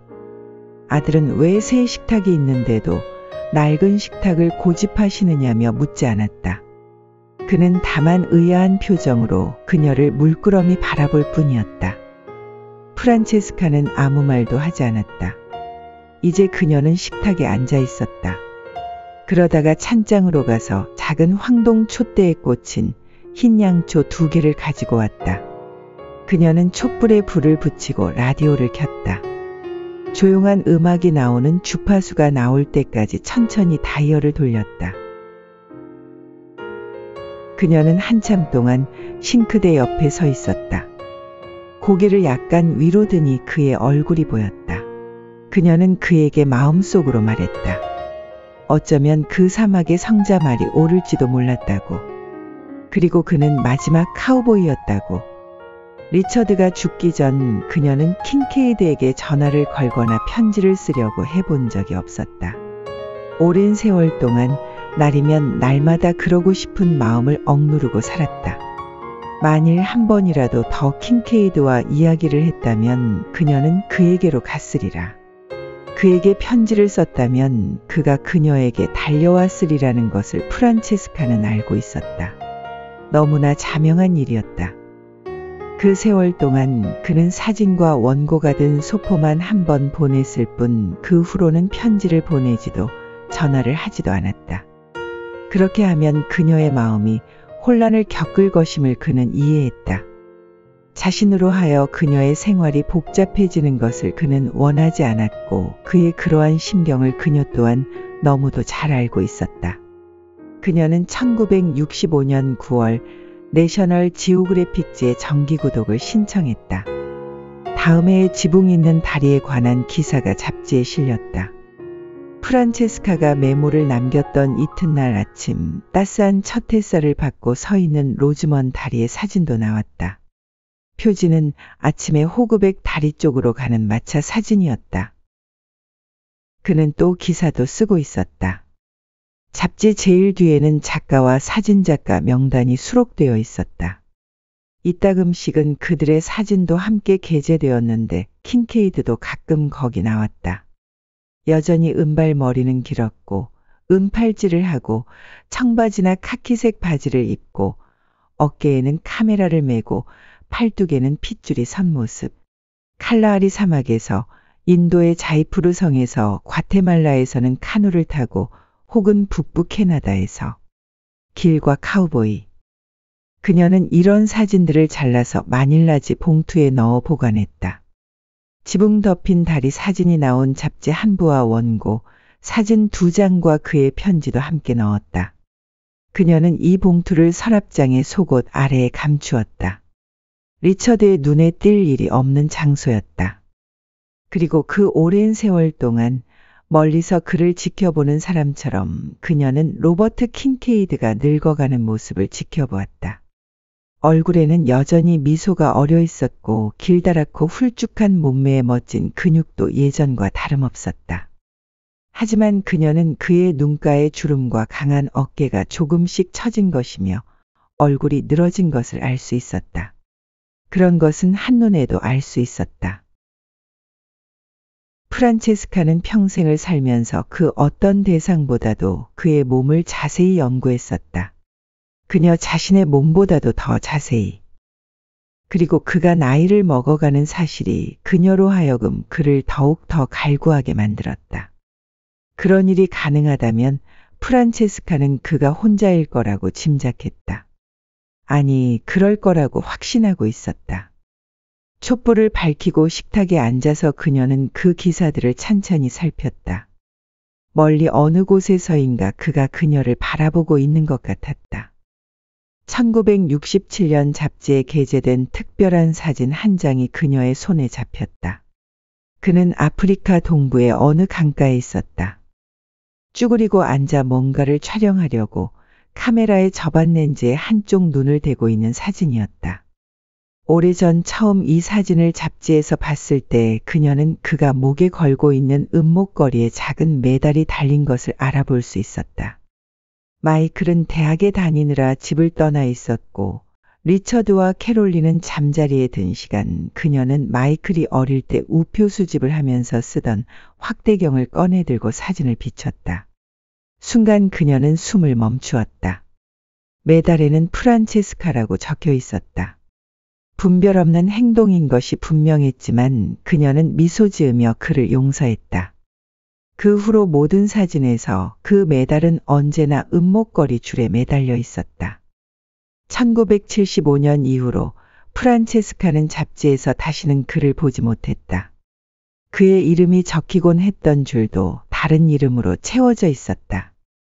그녀는 매달 그의 이름을 찾아봤지만 아무 흔적도 발견하지 못했다. 그 해에 그는 62살이었다. 1979년 리처드가 죽었다. 장례식이 끝나고 아이들이 집으로 각자 돌아가자 그녀는 로버트 킨케이드에게 전화를 걸어야겠다고 생각했다. 그는 66살일 테고 그녀는 59살이었다. 아직도 시간이 있었다. 14년이란 세월을 그냥 흘려보내긴 했지만 프란체스카는 일주일 동안 생각하고 또 생각했다. 그리고는 그의 편지지 위에 적힌 번호를 눌렀다. 전화벨이 울리기 시작하자 가슴이 거의 멎는 것 같았다. 그녀는 저쪽에서 수화기를 드는 소리를 듣고는 하마터면 다시 수화기를 내려놓을 뻔했다. 여자 목소리가 들렸다. 맥그리거 보험입니다. 프란체스카는 가슴이 내려앉았지만 마음을 진정하고 그 여비서에게 전화번호가 맞는지 물었다. 번호는 맞았다. 프란체스카는 고맙다고 인사하고는 전화를 끊었다. 다음으로 그녀는 워싱턴주 벨링햄시의 안내에 전화를 걸었다. 그의 이름은 없었다. 그래서 다음에는 시애틀 쪽으로 시도해 보았다. 거기도 마찬가지였다. 이번에는 벨링햄과 시애틀의 상공회의소에 연락했다. 시내 전화번호부를 점검해 줄 수 있느냐고 물었다. 상공회의소 쪽에서 점검해 보았지만 그의 이름은 명단에 없었다. 그래, 킨케이드는 동서남북 어디에서나 살 수 있는 사람이지. 프란체스카는 생각했다. 그녀는 잡지를 떠올렸다. 그는 거기에 전화해 보라고 했었다. 잡지사의 교환수는 친절했지만 신입사원이었다. 그녀의 부탁을 들어주기 위해서 다른 사람을 불러야 했다. 프란체스카의 전화는 3차례나 다른 곳에 연결되었다가 마침내 잡지사에서 20년간 일했다는 부편집인과 연결되었다. 그녀는 로버트 킨케이드에 대해 물었다. 당연히 편집인은 그를 기억하고 있었다. 그의 현재 거처를 알고 싶으시다고요? 이렇게 말씀드려도 괜찮을지 모르지만 그는 끝내주는 사진작가였습니다. 다루기 힘든 사람이었죠. 못되게 굴어서가 아니라 고집이 워낙 세어서요. 그는 예술을 위한 예술을 추구했는데 그런 점이 우리 출판 의도와 딱 맞아 떨어지지는 않았죠. 우리 출판 의도는 멋진 사진, 기술이 뛰어난 사진이지만 지나치게 야성적인 것은 잘 안 맞아요. 우리는 늘 킨케이드가 약간 이상한 사람이라고 말했죠. 우리 가운데 누구도 그가 우리를 위해 해주는 일 외에는 그를 잘 아는 사람이 없었어요. 하지만 그는 프로였죠. 우린 그를 어디에든 파견할 수 있었고 그는 우리가 게재하기로 결정한 사항에 대부분 내켜하지 않으면서도 일을 잘 내주었어요. 그가 어디 있느냐를 알아보려고 지금 파일을 뒤지고 있는 중입니다. 그는 1975년에 잡지사 일을 그만뒀지요. 제가 가진 주소와 전화번호는 그는 프란체스카가 이미 가지고 있는 정보를 읽어주었다. 그녀는 더 이상 그를 찾으려는 노력을 그만두었다. 그런 노력을 경주한 끝에 알아낼 사실이 두려웠기 때문이었다. 그녀는 로버트 킨케이드에 대한 생각에 몸과 마음을 내맡겼다. 그녀는 아직도 제대로 운전할 수 있었다. 그래서 1년에 한 번씩은 디모인으로 가서 그가 그녀를 데려갔던 그 레스토랑에서 점심 식사를 하곤 했다. 한 번은 그런 나들이를 하는 길에 가죽 장정된 공책을 한 권 샀다. 그리고 그 페이지 위에 깔끔한 글씨로 그와의 사랑 이야기와 그에 대한 그녀의 생각을 자세히 써내려갔다. 공책을 3권이나 채우고서야 해야 할 일을 다 했다는 만족감이 들었다. 윈터셋은 개발의 바람을 타고 있었다. 예술 그룹이 활발하게 활동했는데 구성원은 대부분 여자들이었다. 낡은 다리들을 새로 고쳐야 한다는 이야기도 나왔지만 몇 년 동안이나 이야기만 오갔다.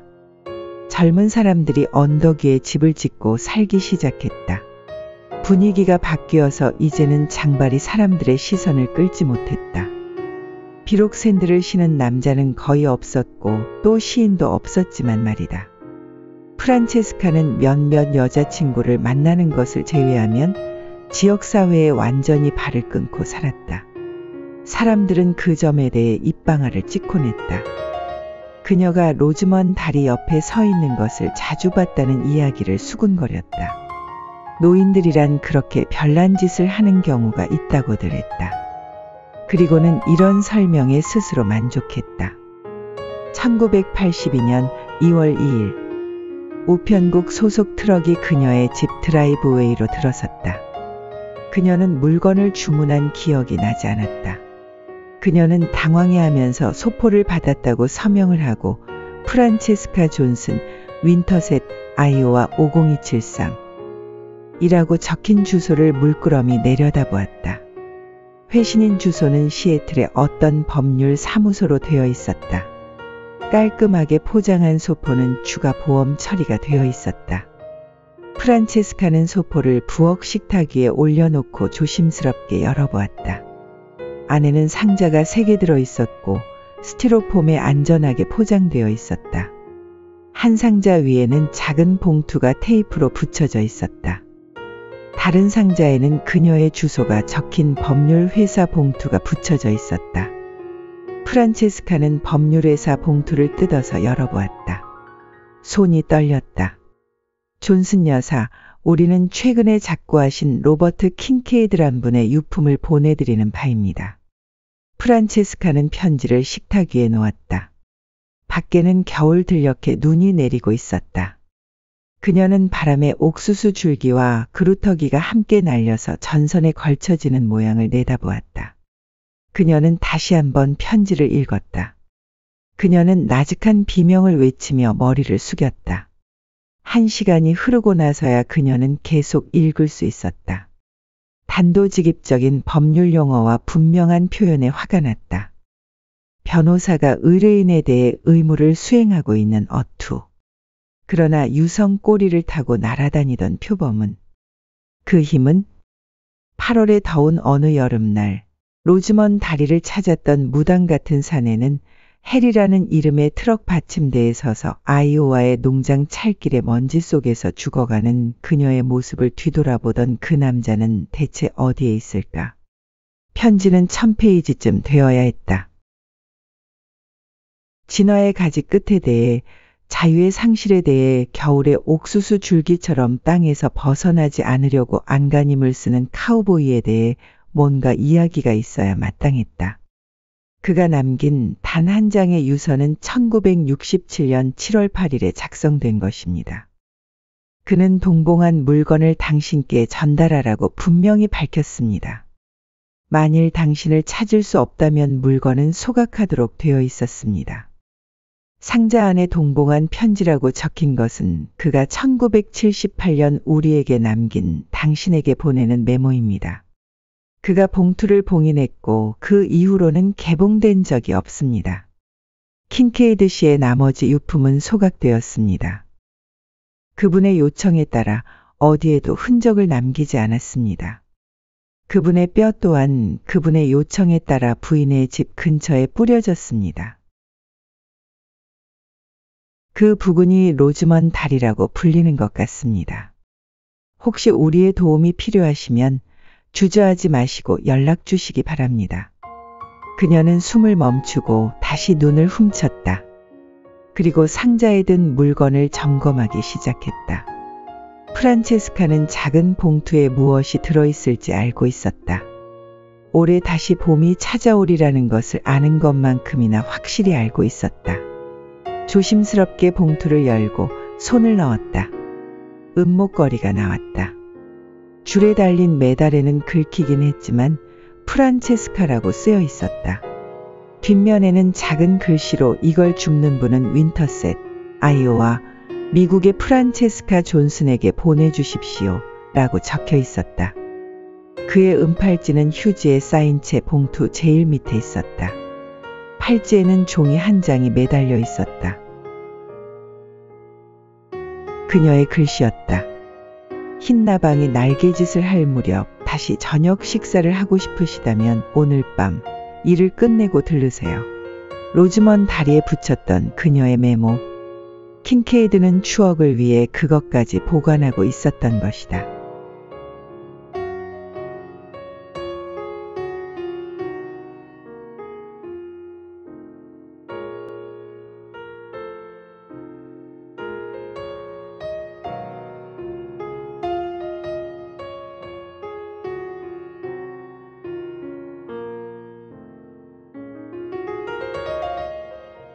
그러자 프란체스카는 그가 가진 그녀의 물건이 유일하게 그것 하나뿐이었다는 사실을 떠올렸다. 그녀가 존재한다는 유일한 증거는 그것뿐이었다.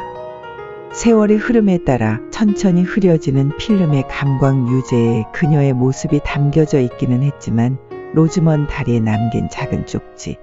그것은 오랫동안 그가 지갑에 넣어 가지고 다니기라도 한 것처럼 얼룩지고 구겨져 있었다. 그 오랜 세월 동안 미들강 언덕에서 그다지도 멀리 떨어진 곳에서 그는 몇 번이나 그 쪽지를 읽었을까. 어딘가로 날아가는 논스톱 비행기 안에서 흐릿한 독서 등을 켜놓고 앉아서 쪽지를 펴들고 있는 킨케이드의 모습을 상상할 수 있었다. 호랑이 원산지에 날아 대나무 오두막 바닥에 앉아서 손전등 불빛으로 쪽지를 읽는 모습도 떠올랐다. 벨링햄에 비오는 밤, 쪽지를 접어서 한켠으로 치워두고는 어느 여름날, 울타리 기둥에 기댄 여자의 사진이나 해질녘 지붕 있는 다리에서 나오는 여자의 사진을 들여다보는 모습도 떠올릴 수 있었다. 상자 3개에는 렌즈가 달린 카메라가 한 대씩 들어있었다. 움푹 들어가거나 긁힌 자국이 많았다. 카메라 한 대를 돌리자 파인더의 니콘이라는 상표가 눈에 들어왔다.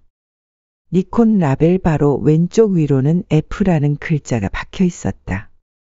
그것은 그녀가 쉬던 다리에서 그에게 건네줬던 바로 그 카메라였다. 마침내 그녀는 그가 쓴 편지를 개봉했다. 편지지에 길쭉한 글씨로 써내려간 편지는 쓴 날짜가 1978년 8월 16일로 되어 있었다. 친애하는 프란체스카. 이 편지가 당신 손에 제대로 들어가길 바라오. 언제 당신이 이걸 받게 될지는 나도 모르겠어. 내가 죽은 후 언젠가가 될 거요. 나는 이제 65살이오. 그러니까 내가 당신 집 앞길에서 길을 묻기 위해 차를 세운 것이 13년 전에 바로 오늘이요. 이 소포가 어떤 식으로든 당신의 생활을 혼란에 빠뜨리지 않으리라는데 도박을 걸고 있어. 이 카메라들이 카메라 가게의 중고품 진열장이나 낯선 사람의 손에 들어가는 것을 생각하는 것만으로도 참을 수가 없었어. 당신이 이것들을 받을 때쯤에는 모양이 아주 형편없을까요? 하지만 달리 이걸 남길 만한 사람도 없어. 이것들을 당신에게 보내는 위험을 당신으로 하여금 무릅쓰게 해서 정말 미안하오. 나는 1965년에서 1975년까지 거의 길에서 살았어. 당신에게 전화하거나 당신을 찾아가고픈 유혹을 없애기 위해서였어. 깨어있는 순간마다 느끼고 나는 그 유혹을 없애려고 얻을 수 있는 모든 해외 작업을 따냈어. 하지만 때론 어떤 대가를 치르더라도 당신을 데리고 왔어야 했다고 중얼거린 때도 많았어. 하지만 당신이 한 말을 기억하고 있고 또 당신의 감정을 존중해요. 어쩌면 당신 말이 옳았는지도 모르겠어. 그 무더운 금요일 아침 당신 집 앞을 빠져나왔던 일이 내가 지금까지 한 일과 앞으로 할 일 중에서 가장 어려운 일이었다는 점만은 분명히 알고 있어. 사실 살면서 그보다 더 어려운 일을 겪을 사람이 몇 사람이나 있을지 의아스럽소. 나는 1975년 내셔널 지오그래픽 일을 그만두고 나머지 세월을 대부분 내가 직접 고른 일에 바치고 살고 있어. 한 번에 며칠 정도만 떠나면 되는 작은 일을 골라 하고 있어. 재정적으로 힘들긴 하지만 그런대로 살아나가고 있어. 언제나 그랬듯이 말이오. 작업의 많은 부분이 푸겟 사운드 주변에서 이루어지오. 나는 그런 식으로 일하는 게 마음에 들어요. 남자들은 나이가 들수록 물을 좋아하게 되는 것 같소. 강이나 바다 말이오. 아, 그렇소. 이젠 내게 개도 한 마리 생겼소. 황금색 리트리버. 나는 녀석을 하이웨이라고 부르는데 여행할 때도 대부분 데리고 다녀요. 녀석은 창문에 고개를 내밀고 좋은 촬영거리가 없나 두리번거리곤 하지요. 1972년 메인주의 아카디아 국립공원에 있는 벼랑에서 떨어지는 바람에 발목이 부러졌어. 떨어지면서 목걸이와 메달도 달아나 버렸어. 하지만 다행스럽게 그 주변에 떨어져 있었어. 보석상에 가서 목걸이 줄을 고쳐야 했어. 나는 마음의 뭔지를 아는 채 살고 있어. 내가 표현할 수 있는 말은 그 정도요. 당신 전에도 여자들이 몇몇 있었지만 당신을 만난 이후로는 없었어. 의식적으로 금욕 생활을 하는 것은 아니고 그냥 관심이 없을 뿐이요. 한 번은 제 짝을 사냥꾼의 총에 잃은 거위를 보았어. 당신도 아다시피 거위들은 평생토록 한 쌍으로 살지 않소. 거위는 며칠 동안 호수를 맴돌았어. 내가 마지막으로 거위를 봤을 때는 갈대밭 사이에서 아직도 짝을 찾으며 헤엄치고 있었어. 문학적인 면에서 약간 적나라한 유추일지 모르지만 정말이지 내 기분이랑 똑같은 것 같았어. 안개 내린 아침이나 해가 북서쪽으로 이우러지는 오후에는 당신이 인생에서 어디쯤 와 있을지, 내가 당신을 생각하는 순간에 당신은 무슨 일을 하고 있을지 생각하려고 애쓴다오. 뭐 복잡할 건 없지. 당신 내 마당에 있거나 현관의 그네에 앉아 있거나 아니면 부엌의 싱크대 옆에 서 있겠지. 그렇지 않소? 나는 모든 것을 기억하고 있어. 당신에게 어떤 향기가 나는지, 당신에게 얼마나 여름 같은 맛이 나는지도, 내 살에 닿는 당신의 살갗이며 사랑을 나눌 때 당신이 속삭이는 소리. 로버트 펜 워렌은 신이 포기한 것 같은 세상이란 구절을 사용한 적이 있어. 내가 시간에 대해 느끼는 감정과 아주 가까운 표현이요.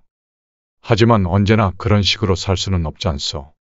그런 느낌이 지나치게 강해지면 나는 하이웨이와 함께 해리를 몰고 나가 며칠씩 도로를 달리곤 한다오. 나 자신에게 연민을 느끼고 싶지는 않소. 나는 그런 사람이 아니니까.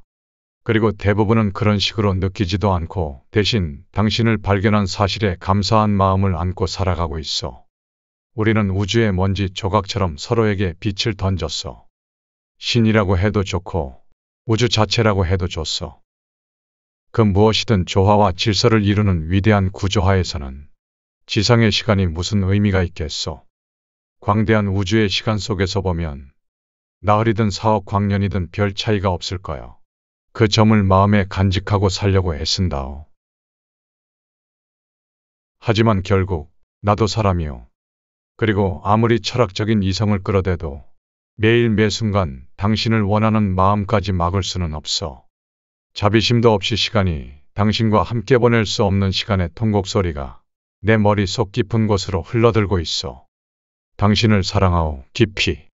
완벽하게. 그리고 언제나 그럴 것이오. 마지막 카우보이 로버트로부터. 추신으로 지난 여름 해리엣의 엔진을 달았더니 아주 잘 달린다는 말이 쓰여 있었다. 이소포는 5년 전에 도착했다. 그 안에 동봉된 것들을 꺼내보는 것이 매년 그녀의 생일날 거행하는 의식의 일부분이었다. 그녀는 그의 카메라와 팔찌, 메달이 달린 목걸이를 특별한 상자에 넣어 옷장에 보관했다. 인근에 사는 목수에게 부탁해서 그녀가 디자인한 대로 호두나무 상자를 만들게 한 다음 아내는 칸막이를 했었다. 상자가 예쁘다는 목수의 칭찬을 듣고 프란체스카는 살며시 미소만 지었었다. 의식의 마지막 부분은 원고였다. 날이 저물면 그녀는 언제나 촛불 아래서 그 원고를 읽었다.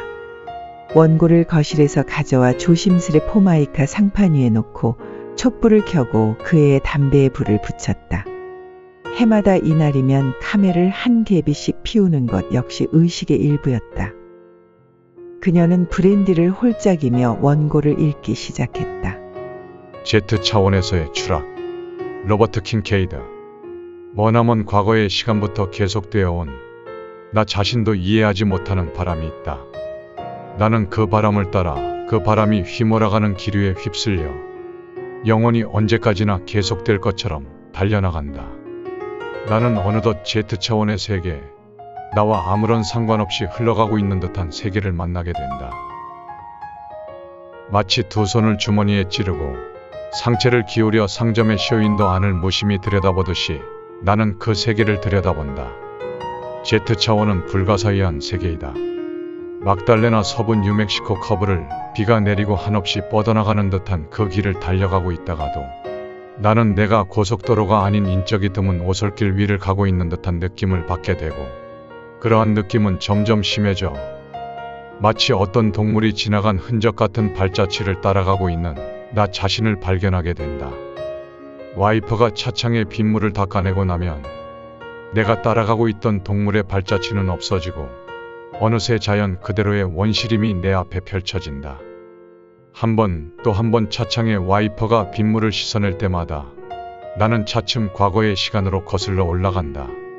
나는 어느새 빙하기에 당도해 있다.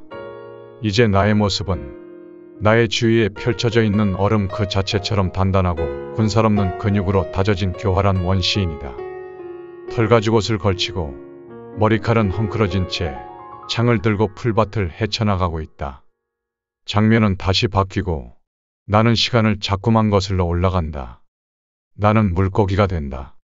깊은 바닷속에서 비늘로 덮인 채 헤엄치는 물고기가 다시 플랑크톤으로 바뀌고 나는 그 너머의 시간을 볼 수가 없다. 유클리드의 이론이 언제나 옳은 것은 아니다. 두 개의 평행선은 이 세상 끝까지 가도 영원토록 만나지 않는다고? 정말로 그러할까? 평행선이라 하더라도 저 아득한 어느 한순간 만나지 않을까? 마치 소실점에서 선들이 만나듯이 나에게는 이것이 한낱 가정처럼 느껴지지 않는다. 언젠가는, 정말 언젠가는 하나의 사물이 그 자신의 존재를 상대방의 존재에 투척하여 하나가 되는 시점이 올 것만 같다. 두 오래 실이 하나로 얽혀지듯이 어느 시점에서 만나기 시작했는지도 알 수 없고 서로가 만나는 소리도 들리지 않으면서 마치 숨을 쉬는 것처럼, 그렇다. 숨소리처럼, 숨결처럼 그들은 숨을 쉬듯이 자연스럽게 만나게 된다. 나는 이러한 만남으로 그 품으로, 그 만남을 향해 천천히 나아가고 있는 것이다. 내 모든 힘을 다해, 나의 그 모든 의지를 다해서, 그리고 나를 완전히 그에게 바치면서, 그리고 그 누군가가 저쪽에서 나와의 이러한 만남을 위해 역시 그 자신의 모든 힘을 바쳐 내게로, 나에게로 그 자신의 존재를 전해주고자 달려오고 있다.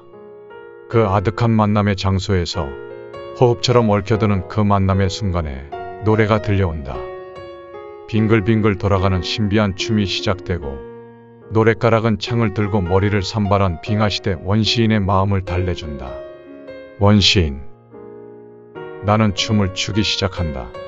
천천히 원을 그리며 아주 천천히. 그리고 나는 돌아온다. 제트 차원으로부터 그녀에게로. 67번째 생일이 저물 때 비가 멈추었다. 프란체스카는 마닐라 봉투를 뚜껑 달린 책상의 아랫서랍에 넣었다.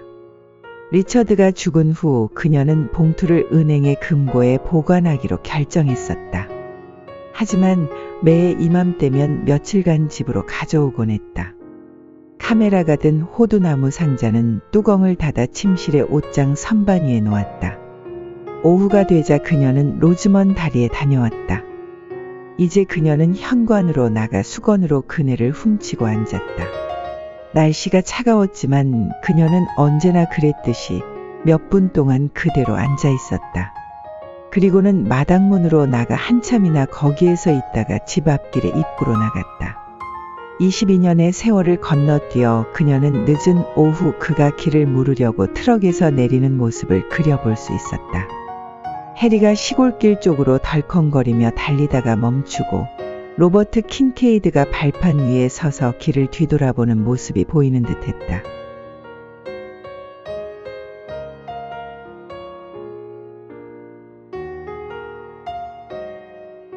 프란체스카 존스는 1989년 1월에 세상을 떴다.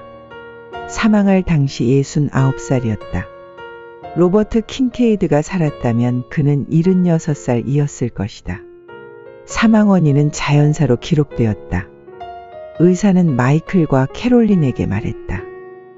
약간 당혹스럽지만 특별한 사망 원인을 찾을 수가 없었다고. 돌아가신 분이 부엌 식탁 위에 넘어져 있는 것을 이웃에 사는 사람이 발견했다는 것이었다. 변호사에게 보낸 편지에서 프란체스카는 시체를 화장하고 쟤는 로즈먼 다리에 뿌려달라고 요청했다. 메디슨 카운티에서는 화장이 흔한 일이 아니어서 어쩐지 약간 급진적인 행위라는 관점이었다. 그녀의 이런 소망은 카페와 텍사코 주유소, 농기구 상점에서 열띤 논쟁을 불러일으켰다. 장례식이 끝나고 마이클과 캐롤린은 천천히 차를 몰아 로즈먼 다리로 가서 프란체스카의 소망대로 재를 뿌렸다. 집 근처에 있는 다리이긴 했지만 존슨 가족에게는 이 다리가 특별한 의미를 지닌 곳은 아니었기에 그들은 의아스럽기만 했다. 지각 있는 어머니가 어째서 그렇게 수수께끼 같은 유언을 하셨을까? 어떤 이유로 보통 관습대로 그들의 아버지 곁에 묻히기를 원하지 않았을까? 암만 생각해도 이해할 수가 없었다. 재를 뿌린 마이클과 캐롤린 남매는 오랜 시간에 걸쳐 집안을 정리하고 대여 금고에 보관된 물건들을 변호사의 이피아에 찾아서 집으로 가져왔다. 그들은 상자에 있던 물건을 나누어서 각자 검토하기 시작했다. 마닐라지 봉투는 캐롤린이 맡은 물건덤이 거의 아래쪽에 들어있었다. 그녀는 봉투를 열어 그 안에 든 물건을 꺼내보고는 깜짝 놀랐다. 그녀는 로버트 킨케이드가 1965년도에 프란체스카에게 보낸 편지를 읽었다. 그 다음으로는 1978년의 편지를 읽었고 다음에는 1982년 시애틀의 변호사에게 온 편지를 읽었다. 마침내 그녀는 잡지 스크랩을 찬찬히 살피게 되었다. 마이클은 놀람과 우울함이 뒤섞인 여동생 캐롤린의 목소리에 곧 고개를 들었다. 캐롤린의 눈에는 눈물이 고여 있었고 목소리가 떨려 나왔다. 어머니가 로버트 킨케이드라는 남자를 사랑했어. 그는 사진작가였지. 우리 모두 다리 이야기가 나온 내셔널 지오그래픽을 봐야 했던 거 기억나? 이곳에 다리 사진을 찍은 사람이 바로 그 사람이었어. 그 당시 아이들이 떠들어댔던 이야기가 생각나. 카메라를 들고 다니는 이상한 차림의 남자에 대해 모두들 수군거렸지. 마이클은 타이를 느슨하게 하고 셔츠에 단추 하나를 푼 채로 그녀 맞은편에 앉아 있었다. 편지를 다 읽은 후 마이클은 아래층의 옷장으로 갔다가 다시 프란체스카의 침실로 올라갔다. 그는 전에는 있었는지 몰랐던 호두나무 상자를 열었다. 그리고 가구를 가지고 부엌 식탁으로 왔다. 상자의 끝쪽에는 프란체스카의 필체로 캐롤린이나 마이클이라고 적힌 봉인한 봉투가 있었고 카메라들 사이에는 가죽 표지의 공책 3권이 끼어 있었다. 캐롤린이 봉투를 열고 큰 소리로 프란체스카의 편지를 읽어내려갔다. 1987년 1월 7일. 캐롤린과 마이클에게. 지금은 몸이 아주 좋지만 이제 내 일을 정리할 시기가 되었다는 생각이 드는구나. 너희가 알아야 할 굉장히 중요한 일이 있단다. 그래서 내가 이 편지를 쓰는 거란다. 금고를 뒤져서 1965년 소인이 찍힌 나에게 온 커다란 마닐라 봉투를 발견한 후 너희가 이 편지를 보게 되리라고 생각한다. 가능하다면 부엌의 낡은 식탁에 앉아서 이 편지를 읽도록 해라. 너희는 내가 왜 그런 요청을 하는지 곧 이해하게 될 거야. 이 편지를 내 자식들에게 쓰는 것이 나로서는 어려운 일이지만 내가 해야만 하는 일이기도 하다. 내가 지니고 죽기에는 너무나 강하고 너무나 아름다운 일이 여기 있단다. 그리고 너희 어머니가 어떤 사람이었는지 알려면, 모든 좋은 점과 나쁜 점을 다 알려면 내가 앞으로 하게 될 이야기를 알아야 할 필요가 있단다. 마음을 단단히 먹기 바란다. 벌써 알았겠지만 그의 이름은 로버트 킹케이드였단다. 중간 이름자의 이니셜은 L이었는데 어떤 이름의 약자였는지는 나도 몰랐지. 그는 사진작가였고 1965년 지붕 있는 다리를 찍으러 여기 왔단다. 그 사진이 내셔널 지오그래픽지에 났을 때 이 지역 사람들이 얼마나 흥분했는지 기억해봐라. 또 내가 그 시기부터 그 잡지를 받기 시작했다는 것도 아마 생각날 거다. 이제 너희도 알았겠지. 내가 갑자기 그 잡지에 관심을 기울이게 된 이유를. 그런데 시더다리 사진을 찍을 때는 나도 그와 함께 있었단다. 그의 카메라 배낭을 옮기는 일을 맡았었지. 이해해주기 바란다. 난 너희들의 아버지 또한 사랑했다는 것을. 열정적인 그런 사랑은 비록 아니었지만 말이다. 그때도 그걸 알았고 지금도 그걸 알고 있단다. 그이는 내게 잘해주었고 내게는 보석 같은 너희를 주었지. 그 점을 잊지 말기 바란다. 하지만 로버트 킹케이드는 굉장히 다른 사람이었단다. 내가 평생토록 보지도 듣지도 어디서 읽어보지도 못했던 그런 사람이었지. 너희가 그를 완벽하게 이해하는 것은 불가능하단다. 무엇보다도 너희는 내가 아니니까. 하지만 그가 움직이는 모습을 지켜보고 그가 진화의 막다른 가지에 다다른 존재에 대해 이야기하는 걸 들었다면 너희도 그의 주위를 맴돌 수밖에 없었을 거야. 어쩌면 내 노트들과 잡지 스크랩이 도움이 될지도 모르지만 그것들로는 충분하지 않을 거야. 어떤 면에서 그는 이 세상의 사람이 아니었지. 내가 분명하게 이야기할 수 있는 것은 바로 그 점이야. 나는 늘 그를 유성꼬리 위에 탄 표범 같은 존재라고 생각했지. 그는 그런 식으로 움직였고 그의 몸은 꼭 그랬단다. 그는 따스하고 친절하면서도 한편으로는 대단히 강인한 사람이었단다. 그에게는 애매하지만 비극적인 분위기가 풍겼지. 그는 컴퓨터와 로봇이 판을 치는 조직화된 세상에서 스스로 낙오되고 있다고 느꼈단다. 그는 자신을 그의 표현에 따르자면 마지막 카우보이 가운데 하나로 보았고 자신을 구식이라고 생각했지. 그가 차를 세우고 로즈먼 다리까지 가는 길을 물었을 때 나는 처음 그를 보았단다. 아버지와 너희들은 일리노이스주 박람회에 갔을 때였어. 내 말을 믿어주렴. 나는 모험심이 발동해서 그를 쫓아다닌 것은 아니었단다. 하지만 그를 본 지 5초도 지나지 않아서 내가 그를 원한다는 걸 알았지. 내가 나중에 그를 원하게 된 것만큼은 아니었지만 그러니 제발 그를 시골 여자들을 희롱하고 돌아다니는 카사노바쯤으로는 생각하지 말길 바란다. 그는 결코 그런 사람이 아니었단다. 사실 그는 약간 수줍어했어. 우리에게 그런 일이 벌어진 것은 그 사람 탓이 아니야. 나에게도 절반은 책임이 있지. 사실은 내게 더 많은 책임이 있는지도 몰라. 그의 팔찌에 달려있는 쪽지는 우리가 처음 만난 다음 날 아침 그가 볼 수 있도록 내가 로즈먼 다리에 붙여놓은 것이었단다. 그가 찍은 내 사진을 제외하면 그 쪽지야말로 내가 살아있는 인물이라는 유일한 증거물이었지. 그 사람은 내가 꿈속에서 만난 사람이 아니라는 증거로 그렇게도 오랜 세월 동안 쪽지를 간직해왔단다. 자식들이란 부모를 섹스와는 관계없는 사람으로 여긴다는 것을 알고 있다. 그래서 내가 지금부터 하는 이야기가 너희에게 충격을 주지 않기를 바라며 너희가 나에 대해 갖고 있는 추억을 망가뜨리지 않게 되기를 소망한다. 우리 집의 낡은 부엌에서 로버트와 나는 몇 시간을 함께 보냈지. 우린 이야기하고 촛불을 켜고 춤을 추었지. 그래, 우린 거기서 사랑을 나누었고 침실에서도 초원의 잔디 위에서도 너희가 생각할 수 있는 어떤 곳에서도 사랑을 나누었어. 그것은 믿을 수 없는 강인한 탁월한 사랑의 행위였단다. 며칠간 거의 쉬지 않고 계속되었지. 그에 대해 생각하면 강인하다라는 말을 언제나 떠올리게 되지.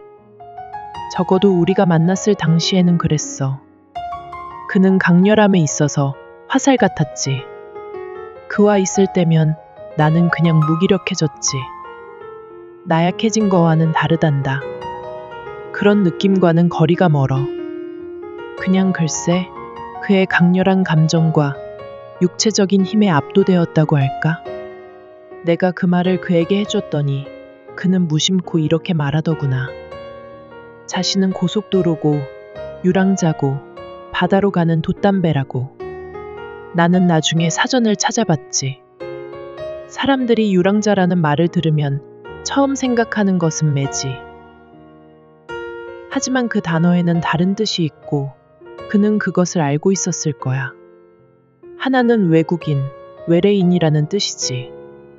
두 번째로는 방랑하거나 떠돌아다니거나 헤매다니는 이란 뜻도 있어. 어원은 라틴어인데 그것은 이방인을 뜻한단다. 그는 그 모든 것을 지닌 사람이었어. 이방인, 더 일반적인 의미로는 외래인, 방랑자, 그리고 이제 생각해보면 매와 같은 사람이기도 했지. 얘들아, 내가 말로는 도저히 옮기기 힘든 것을 애쓰고 있다는 것을 이해해 주렴. 나는 다만 언젠가 너희들도 내가 경험한 것을 경험하게 되기를 바랄 따름이란다. 하지만 그럴 수 있을 것 같지 않다는 생각이 드는구나. 이렇게 문명화된 세상에서 로버트 킹케이드가 지녔던 특별함에 사로잡힐 여자가 어디 있겠니? 도저히 가능할 것 같지가 않아. 그러니까 마이클, 너는 안 되겠다. 캐롤린으로 말하자면 그런 사람은 이 세상에 그 사람 한 명뿐이지 더는 없다는 나쁜 이야기를 들려줘야 할 것 같아 안 됐구나. 너희 아버지와 너희 둘이 아니었다면 나는 곧장 어디든 그와 함께 떠났을 거야. 그는 내게 가자고 부탁했지. 거의 간청하다시피 했단다. 하지만 나는 그러려고 하지 않았고 그는 너무나 민감하고 또 다른 사람을 존중하는 스타일이어서 그 후로는 우리의 생활에 끼어들 수가 없었지. 모순은 이런 점이야. 만일 로버트 킹케이드가 아니었다면 나는 이 오랜 세월을 농촌에 머무를 수 있었을 것 같지가 않구나. 나흘 동안 그는 내게 인생을, 우주를 주었고 조각난 내 부분들을 온전한 하나로 만들어 주었어. 나는 한순간도 그에 대한 생각을 멈춘 적이 없단다.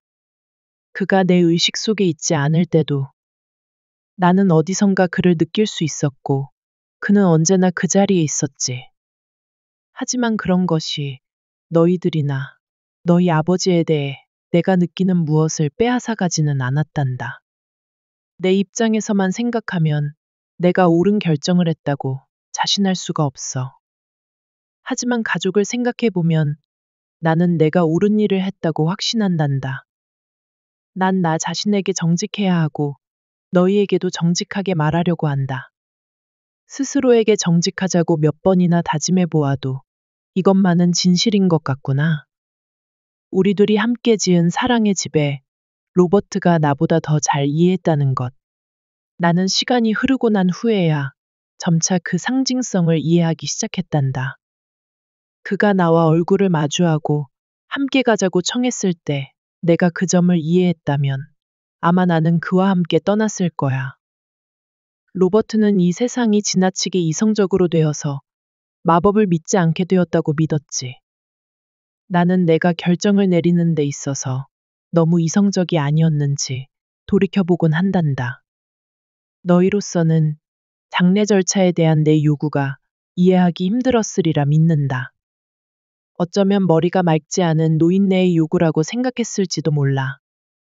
1982년 시애틀의 변호사가 보낸 편지와 내 공책을 읽으면 내가 그런 요구를 한 이유를 이해하게 될 것이다.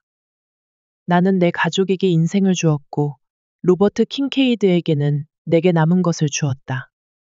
리처드는 그가 다다를 수 없는 무엇인가가 내 안에 있다는 것을 알았다고 생각해.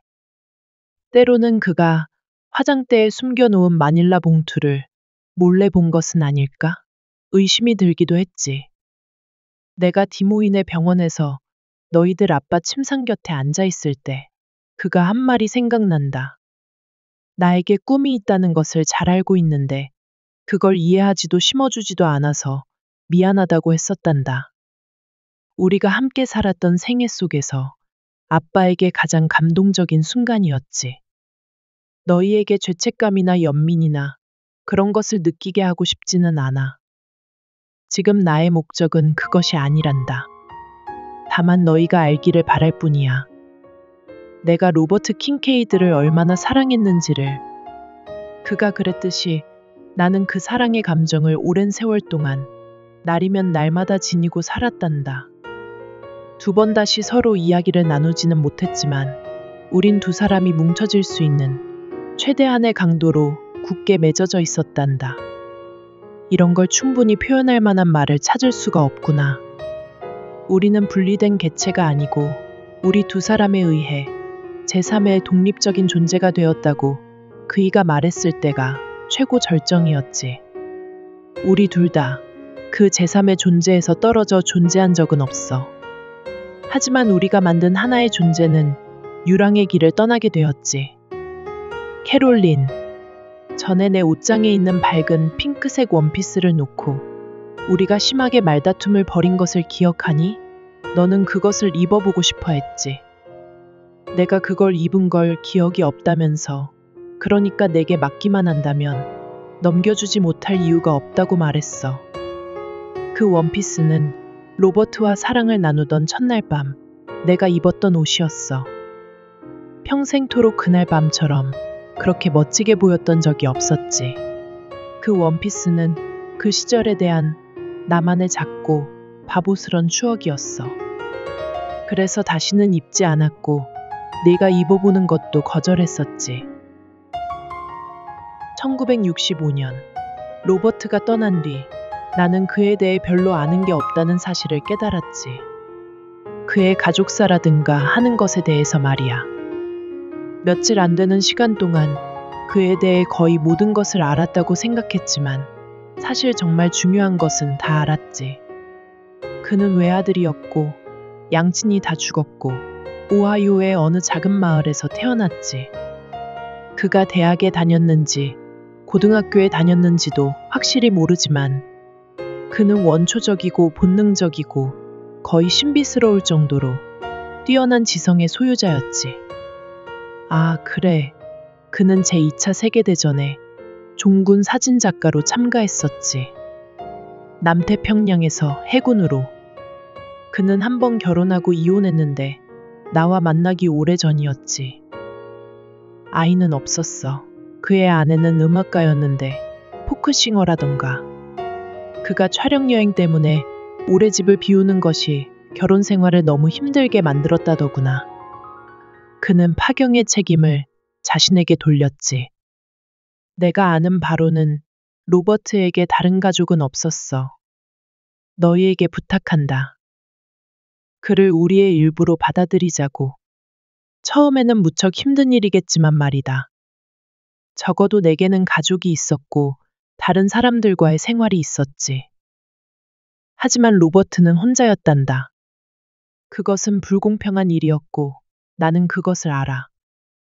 나는 존슨 가족 안에 이 모든 것이 보존될 수 있다고 생각하고 싶구나. 리처드에 대한 기억과 사람들이 그에 대해 말하는 것으로 미루어 그럴 수 있으리라고 생각한다. 어쨌든 너희 판단에 맡기긴 하겠지만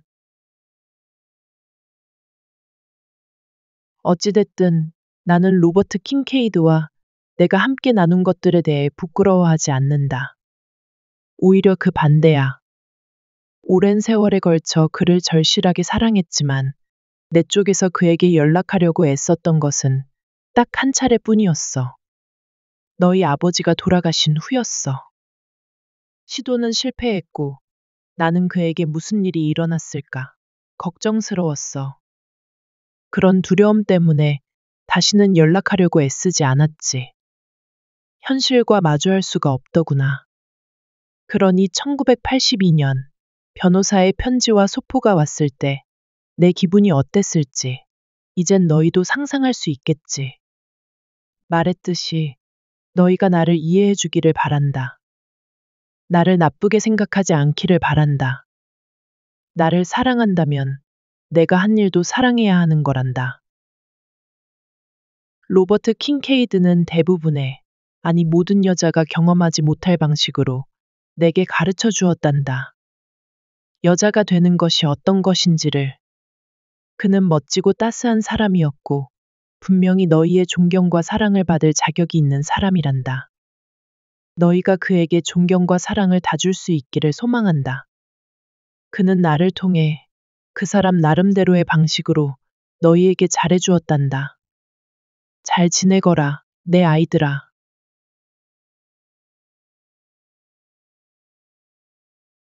부엌에는 침묵이 흘렀다. 마이클은 깊게 한숨을 내쉬고는 창밖을 내다보았다. 캐롤린은 주위를 둘러보았다. 싱크대의 바닥, 모든 것을. 오빠, 그 오랜 세월 동안 서로를 그렇게도 간절하게 원하며 살았던 그분들을 생각해봐. 엄마는 우리 때문에, 아버지 때문에 그를 포기했어. 그리고 로버트 킹케이드는 우리에 대한 어머니의 감정을 존중하느라 멀리 떨어져 지냈고. 마이클, 어떻게 그럴 수가 있지? 우린 우리의 결혼 생활을 너무나 아무렇지도 않게 여기는데 우리 자신이 그런 식으로 끝나버린 믿기 어려운 사랑의 원인의 일부가 되다니. 그분들은 나흘을 함께 보냈어. 딱 나흘. 일생 중에서 말이야. 우리가 일리노이스주의 웃기는 박람회에 갔을 때였어. 엄마의 사진을 봐. 나는 엄마의 이런 모습을 본 적이 없어. 너무나 아름다워. 그건 사진 기술 때문이 아니야. 그 사람이 엄마를 위해 해낸 일이야. 엄마 얼굴을 봐. 얼마나 자유롭고 활달한지. 머리는 바람에 날리고 얼굴에는 생기가 돌고 엄마는 정말 멋져 보여. 마이클은 나직하게 쉬는 비슷한 말을 내뱉을 뿐이었다. 그는 타올로 이마를 훔치고 캐롤린이 보지 않을 때 눈물을 훔쳤다. 캐롤린이 다시 말했다. 그 세월 동안 그는 어머니와 연락하려고 애쓰지도 않았어. 그리고 혼자서 죽은 게 틀림없어. 그래서 카메라들이 엄마한테 보내진 거야. 핑크색 원피스를 놓고 엄마와 내가 말다툼을 대판 벌였던 게 기억나. 말다툼이 며칠 갔을 거야. 나는 비꼬면서 엄마에게 이유를 물었어. 그리고 엄마에게 말도 하지 않았지. 엄마가 한 말은 단지 안 돼, 캐롤린. 그것은 안 돼. 그것뿐이었어. 그러자 마이클도 그들이 앉아있는 낡은 식탁을 떠올렸다. 아버지가 죽은 후 프란체스카가 그에게 다시 부엌에 가져다 놓아달라고 부탁했던 것도 그런 이유 때문이었다. 캐롤린은 작은 봉투를 열었다. 여기 그의 팔찌와 메달이 달린 은목걸이가 있어. 그리고 어머니가 편지에서 말한 메모도 있고 로즈먼 다리에 붙여놓았다는 거 말이야. 그가 보낸 다리 사진에 종이 쪽지가 붙어 있었던 것도 그 때문이었어. 마이클, 이젠 우리 어떻게 하지? 잠깐 생각하고 있어봐. 곧 돌아올 테니까. 그녀는 위층으로 올라갔다가 몇 분 후에 비닐봉투에 조심스럽게 접어넣은 핑크색 원피스를 들고 왔다. 그녀는 원피스를 꺼내서 마이클이 볼 수 있도록 높이 치켜들었다. 엄마가 이걸 입고 여기 부엌에서 그와 춤을 추는 모습을 상상해봐. 우리가 여기서 보낸 시간들을 생각해봐. 우리와 함께 앉아서 우리의 문제나 어느 대학에 갈지, 성공적인 결혼 생활을 하기가 얼마나 어려운 일인지에 대해 이야기하면서 엄마가 눈앞에 그렸을 이미지들을 생각해봐. 우린 엄마에 비하면 너무나 순진하고 성숙하지 못해. 마이클이 고개를 끄덕이고 싱크대 위에 찬장으로 몸을 돌렸다. 그는 찬장을 뒤져서 거의 빈 브랜디병을 찾아냈다. 마이클은 찬장에 딱 2개 있는 브랜디잔을 꺼내 포마이카 테이블 위에 놓았다. 그는 프란체스카의 마지막 브랜디병을 비웠고 그 사이 캐롤린은 말없이 노트를 읽기 시작했다. 로버트 킨케이드가 내게 온 것은 1965년 8월 16일 월요일이었다. 그는 로즈먼 다리를 찾고 있다고 했다. 늦은 오후라 무더웠다. 그리고 그는 해리라 부르는 픽업 트럭을 몰고 있었다.